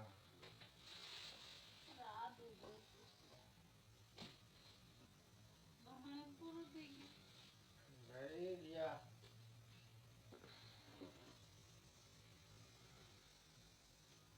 ઓમાં આવી છે લણ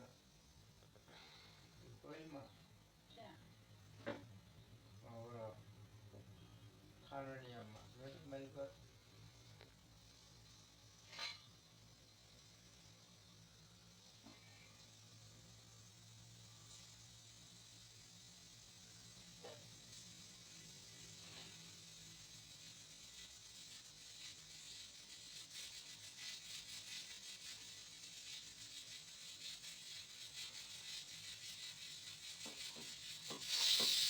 As a variant, it is described as profitability. It is an operational concept and signifies economic efficiency. In other words, profitability refers to a situation where output exceeds input.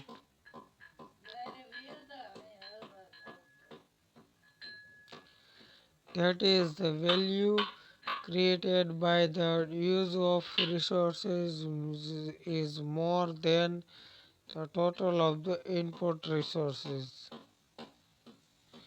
Used in this sense, profitability maximization would implies that a firm should be guided in financial decision making by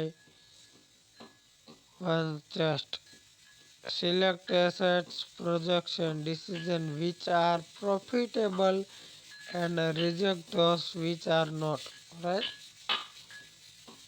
In a current financial literature, there are general agreement that maximization is used in the second sense.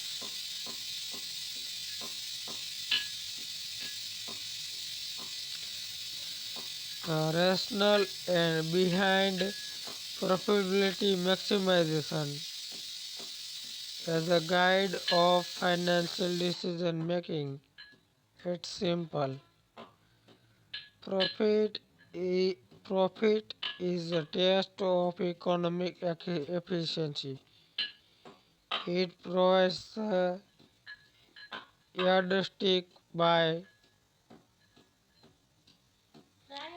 which economic performance can be judged. Moreover, it leads to efficient allocation of resources. As resources tends to be directed to use in which terms of profitability are the most desirable.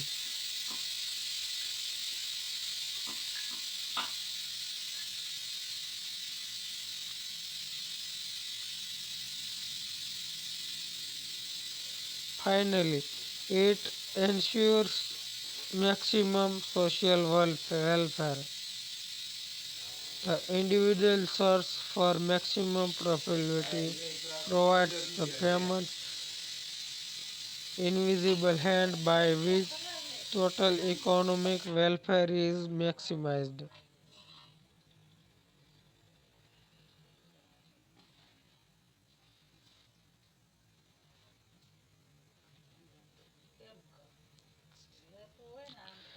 Financial management is concerned with the efficiency, efficient use of an important economic resource, namely capital. It's thereof argued that profitability maximization should serve serve as the basic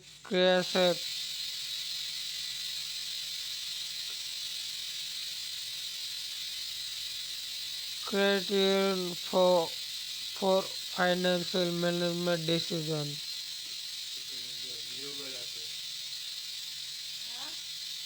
दुकान बंद.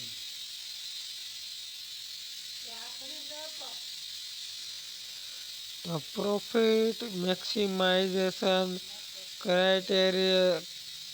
criterion has, however, been questioned and criticized on several grounds.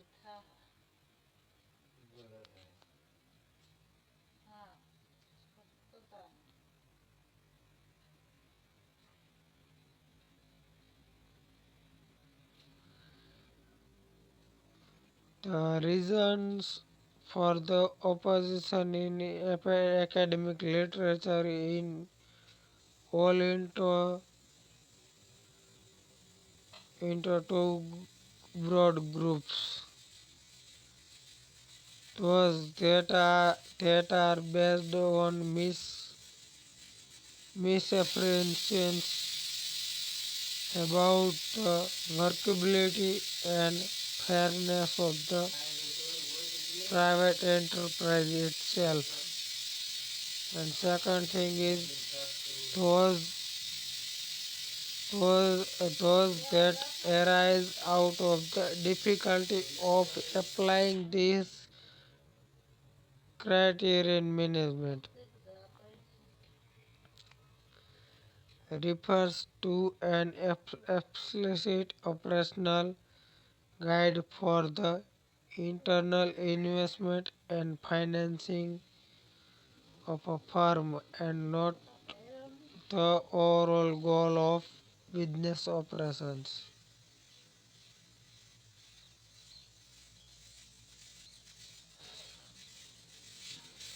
We therefore focus on the second type of limitation to profit maximization as an objective of financial management.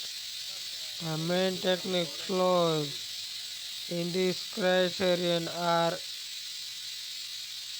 ambiguity, timing of benefit, and equality of benefit.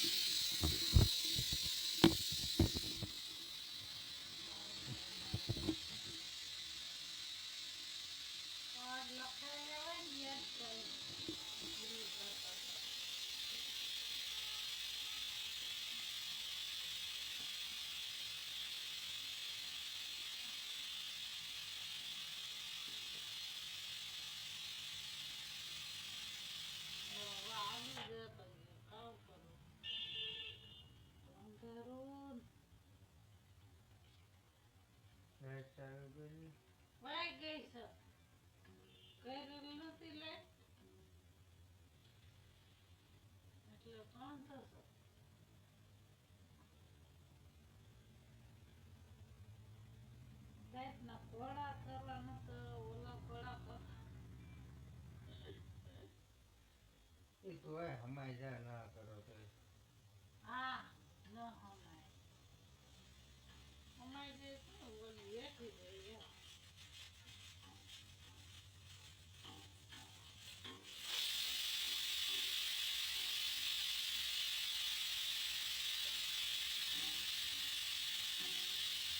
ચાર ચાર ચાર આવે જ લેવાની હતી અત્યારે પર એક ચાર તો પડી જાય ને એમાં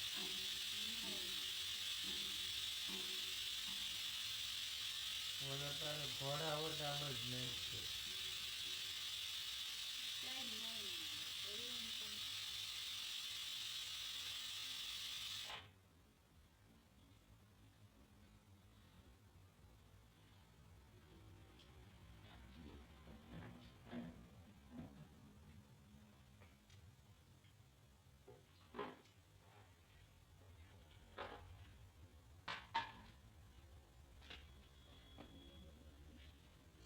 બેંકમાં અંધારું થઈ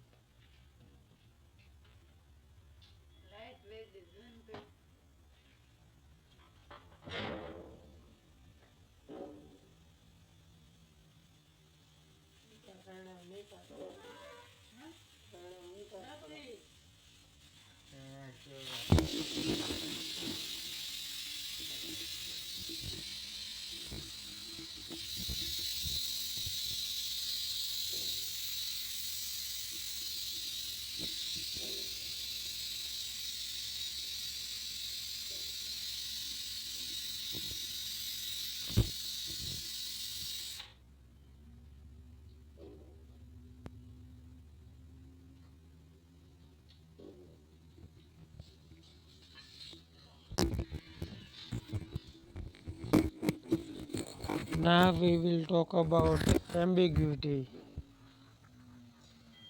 Ambiguity, one practical difficulty with profit maximization criterion for financial decision making is that the term proposed is vague and ambiguous concept. It has no precise connotations. It's amenable to difficult to different interpretation by different people.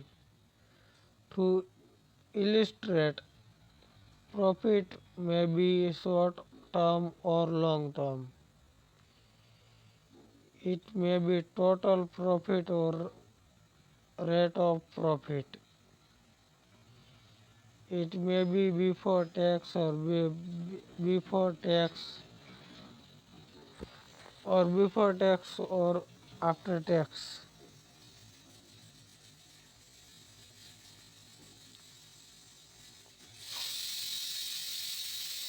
It may be return on social capital,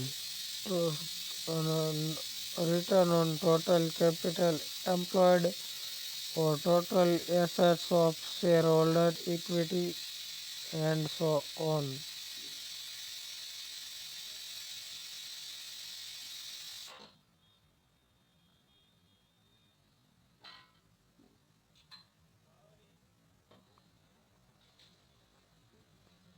If profit maximization is taken to be the objective, the question arises, which of these variables of profit should a firm try to maximize? Obviously, a loose expression like profit of operational criteria for finance, criterion for financial management.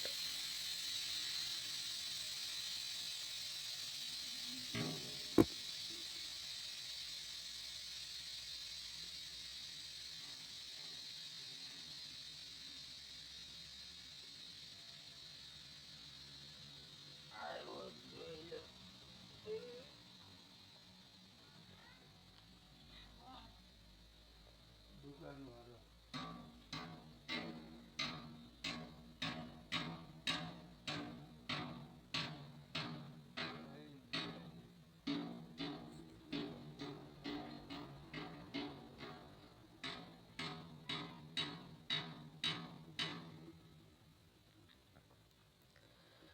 Timing timing of benefits. A more important technical objection to profit maximization as guide to financial decision making is that to ignores the differences in the time pattern of the benefits received from investment proposal or courses of action. While working out profitability, the, the bigger the better. The bigger the better principle is adopted.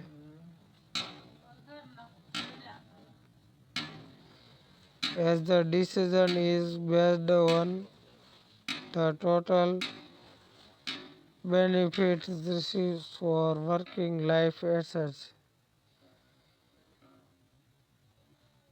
irrespective of when they were received.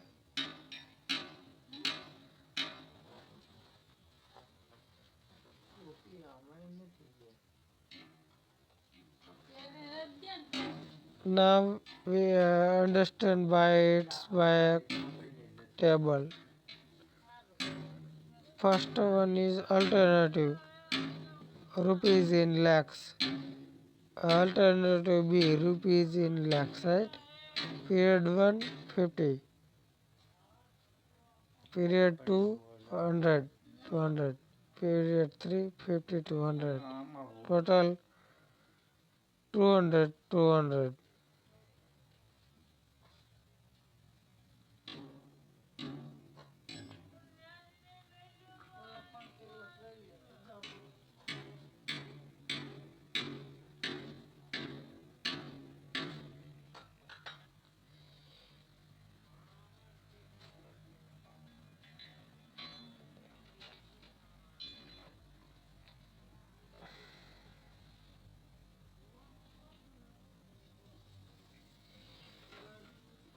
You can see the from the table. It can be seen in the table. 1.1. That is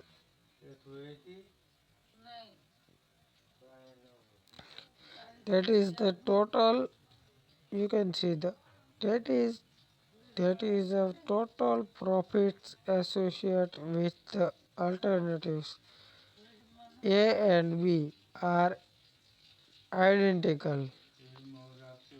If the profit maximization is the considered decision criterion, both are alternative would be ranked equally.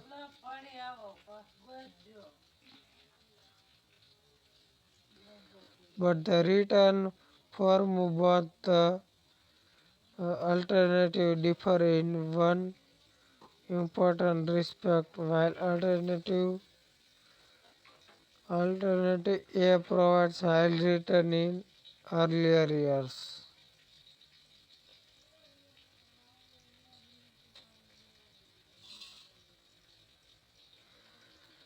the return from alternative B are large in later years.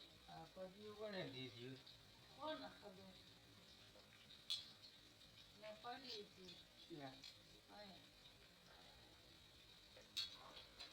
As a result, two of the two alternative course of actions are not strictly identical. This is primarily because a basic dictum of financial planning is the earlier the better, as benefits received sooner are more valuable than benefits received later.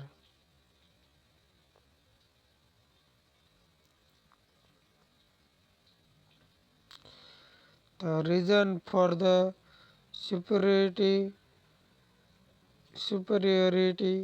of benefits now or benefits later lied in the fact that the former can be reinvested to earn a return. This is referred to as time value of money. The profit maximization criterion does not consider the distinction between return received in different time period and treats all benefit irrespective of the timing as equally valuable. This is not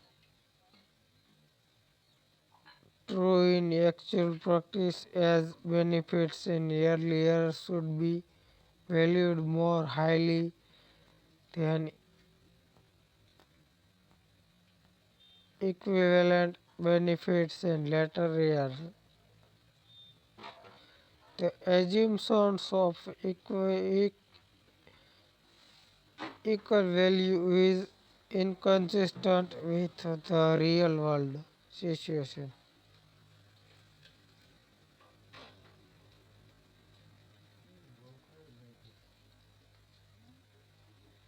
હાલ ભૂખ નથી જરાય.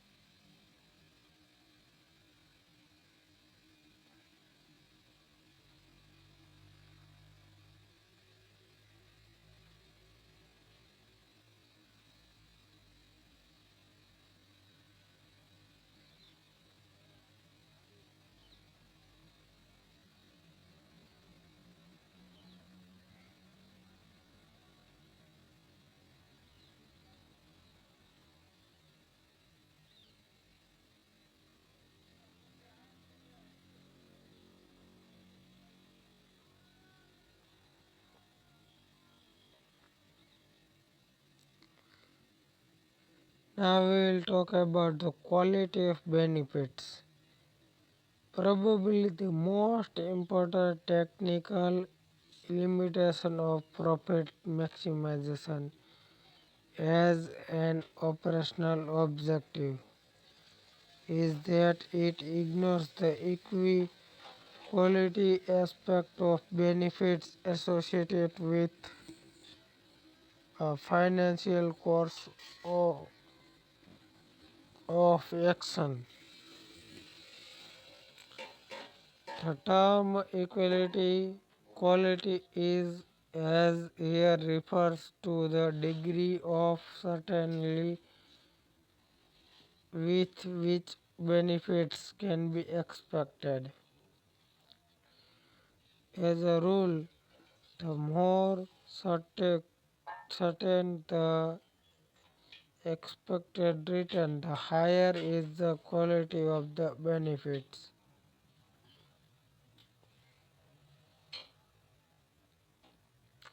Conversely, the more certain functioning is the expected benefits, the lower is the quality of the benefits.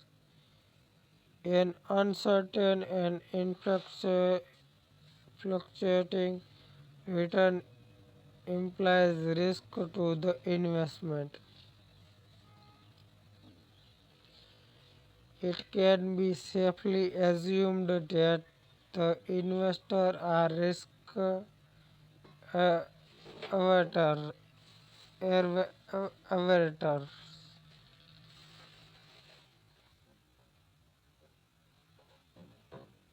That is, they want to avoid or at least minimize risk. They can therefore be reasonably expected to have a preference for return in which more certain in the sense that, that it has smaller variance over the years.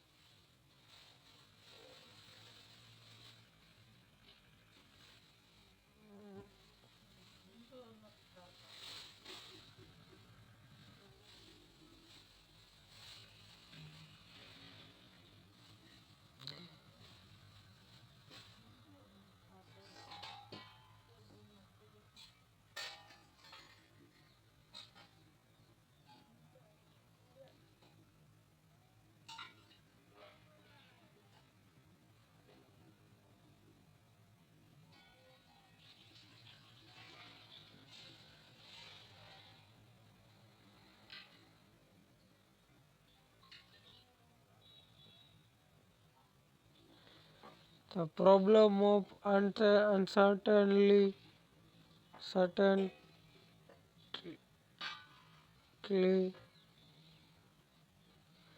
renders profit maximization unsuitable as an operational criterion for financial management as it considers only the size of benefits and gives no weight to the degree of uncertainty of future benefits.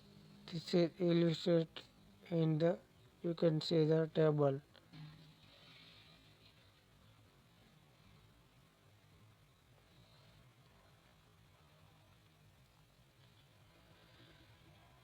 It's clear from the table that total return associated with the two alternatives are identical in one normal situation, but the range of variations is very wide in case of alternative B,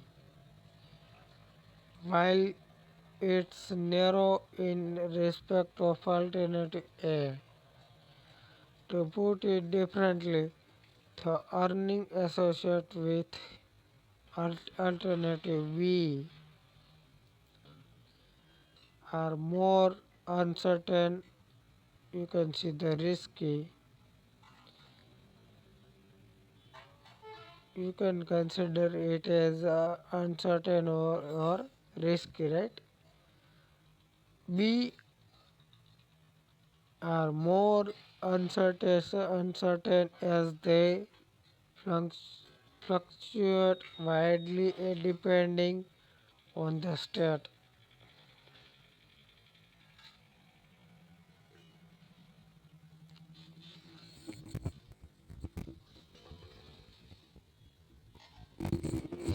of the economy.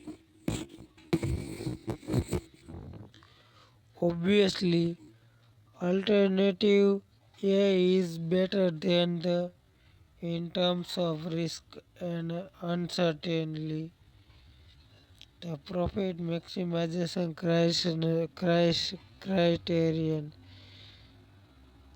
fails to reveal this.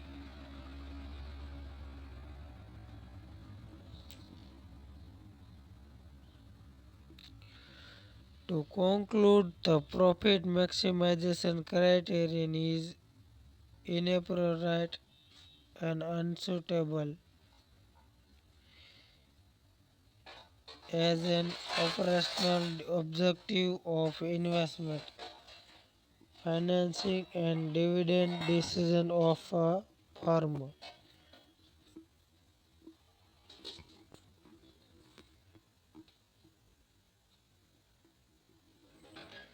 It's not only value and time value of money. It's it follows the from the above that an appropriate operation decision criterion for financial management should first one is be precise and exact. Second thing is be based on the bigger and better principle. Third thing is consider both quantity and quality and quantity dimension of benefit. Fourth one is recognize the time value of money. The alternative to profit maximization, that is wealth maximization, is one such measure.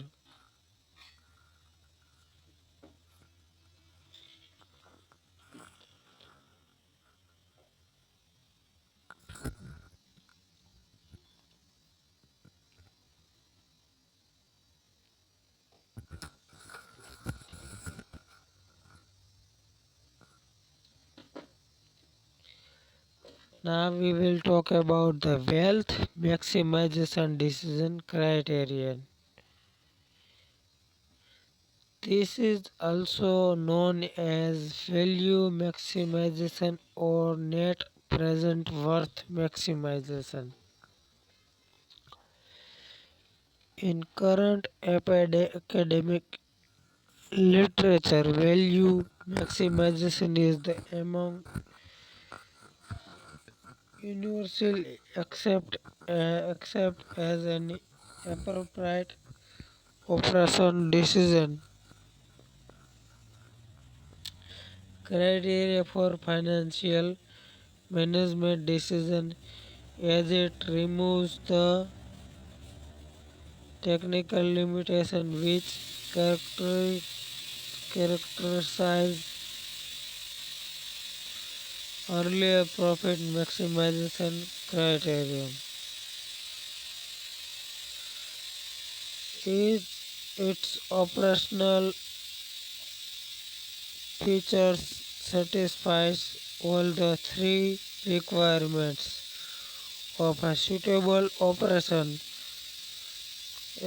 objective of financial course of action, namely exactness, time value of money, and quality of benefits.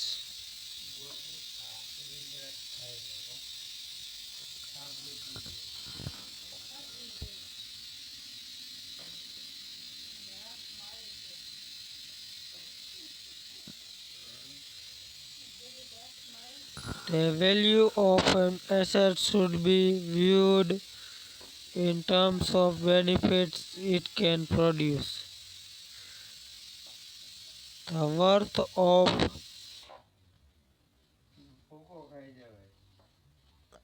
the worth of a course of action can similarly be judged in terms of the value of the benefits it produces less the cost of undertaking it. A significant element in computing the value of financial course of action is the precise estimation of the benefit associated with it.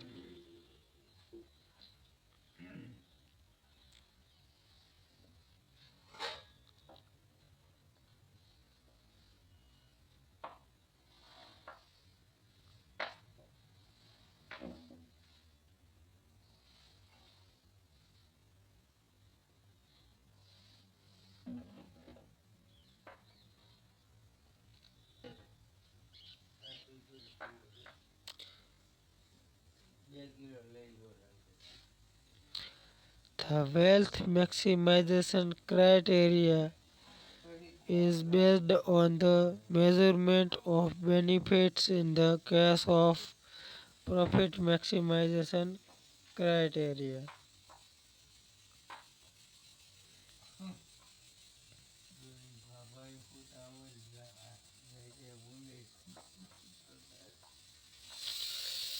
Cash flow is precise concept with a definite connotation.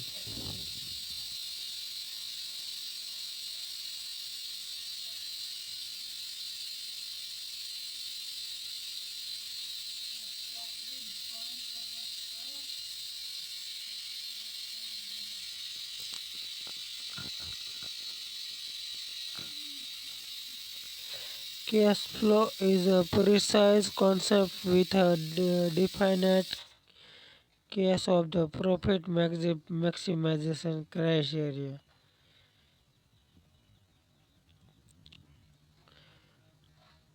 Measuring करो करो.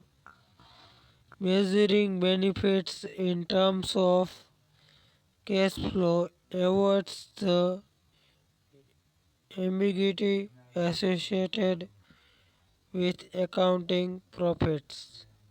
This is the first operational features of the net present worth maximization criterion.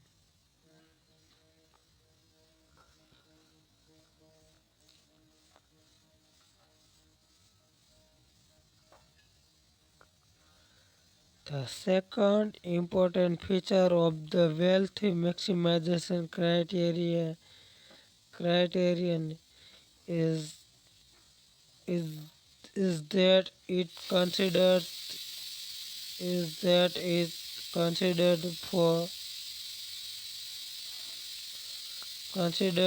both of the quantity and quality dimensions of benefit.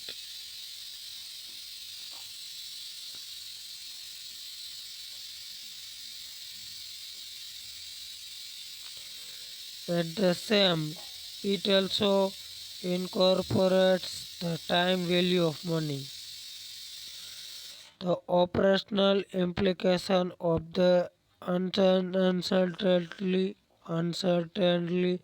and timing dimension of that benefits emanating from a financial decision that is adjustment should be made in the cash flow pattern. Firstly, to incorporate risk, and secondly, to make an allowance for differences in timing of benefits.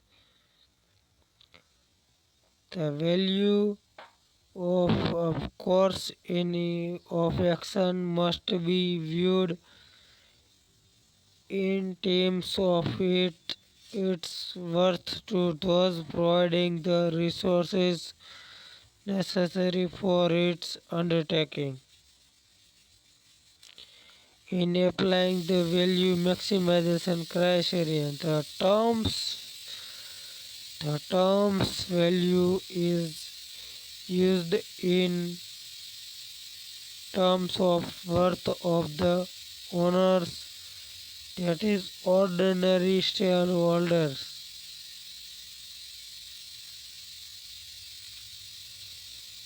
The capitalization rate that is employed as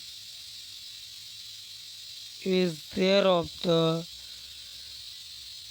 rate that reflect the time and risk preference of the result of higher risk longer the time period.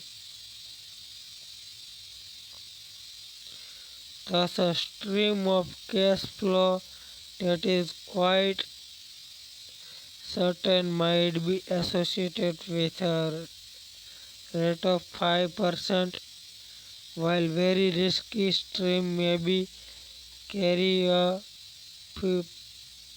15% discount rate.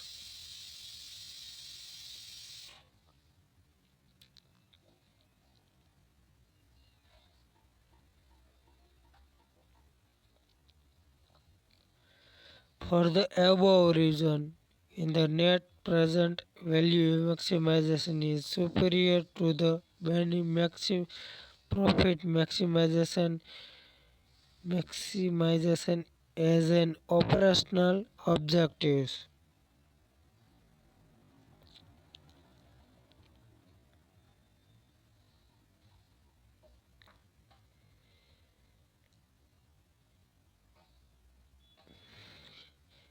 As a decision criterion, it involves a comparison of value to cost.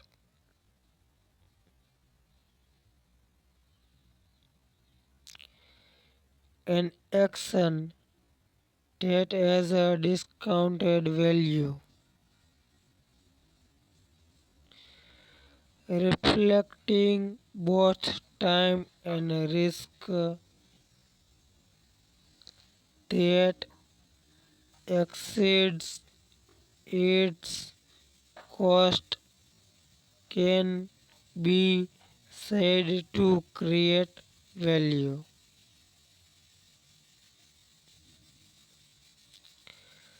Such actions should be undertaking.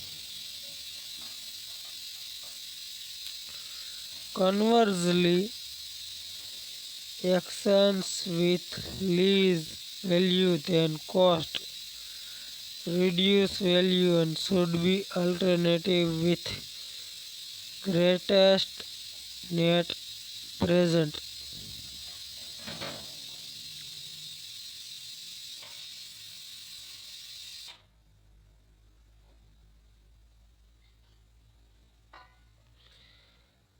Net present value should be selected. In other words, Ezra Solomon.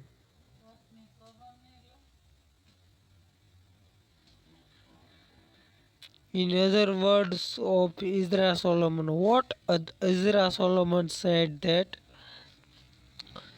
the gross present worth of a course of action is equal to capitalized value of a flow of future expected benefit discounted, or you can capitalize at a rate which reflects their certainly certainty or uncertainty.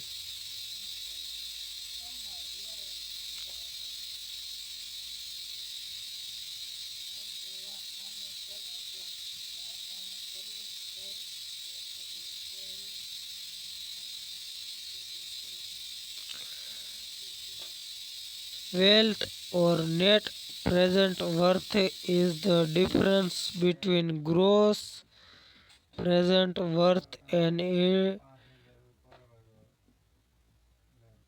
આવી જાય અને લઘુએ આવી જાય દેવું લઈ ગયા શીલુના કરશનભાઈને આવીએ 510 જેવું બરાબર.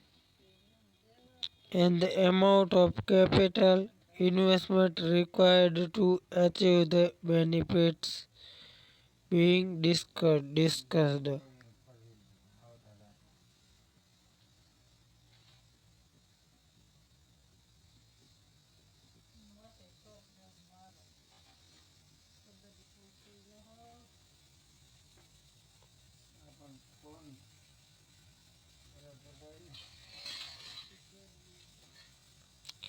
Any financial action which creates wealth or which has a net present worth above zero is desirable and one should be undertaken.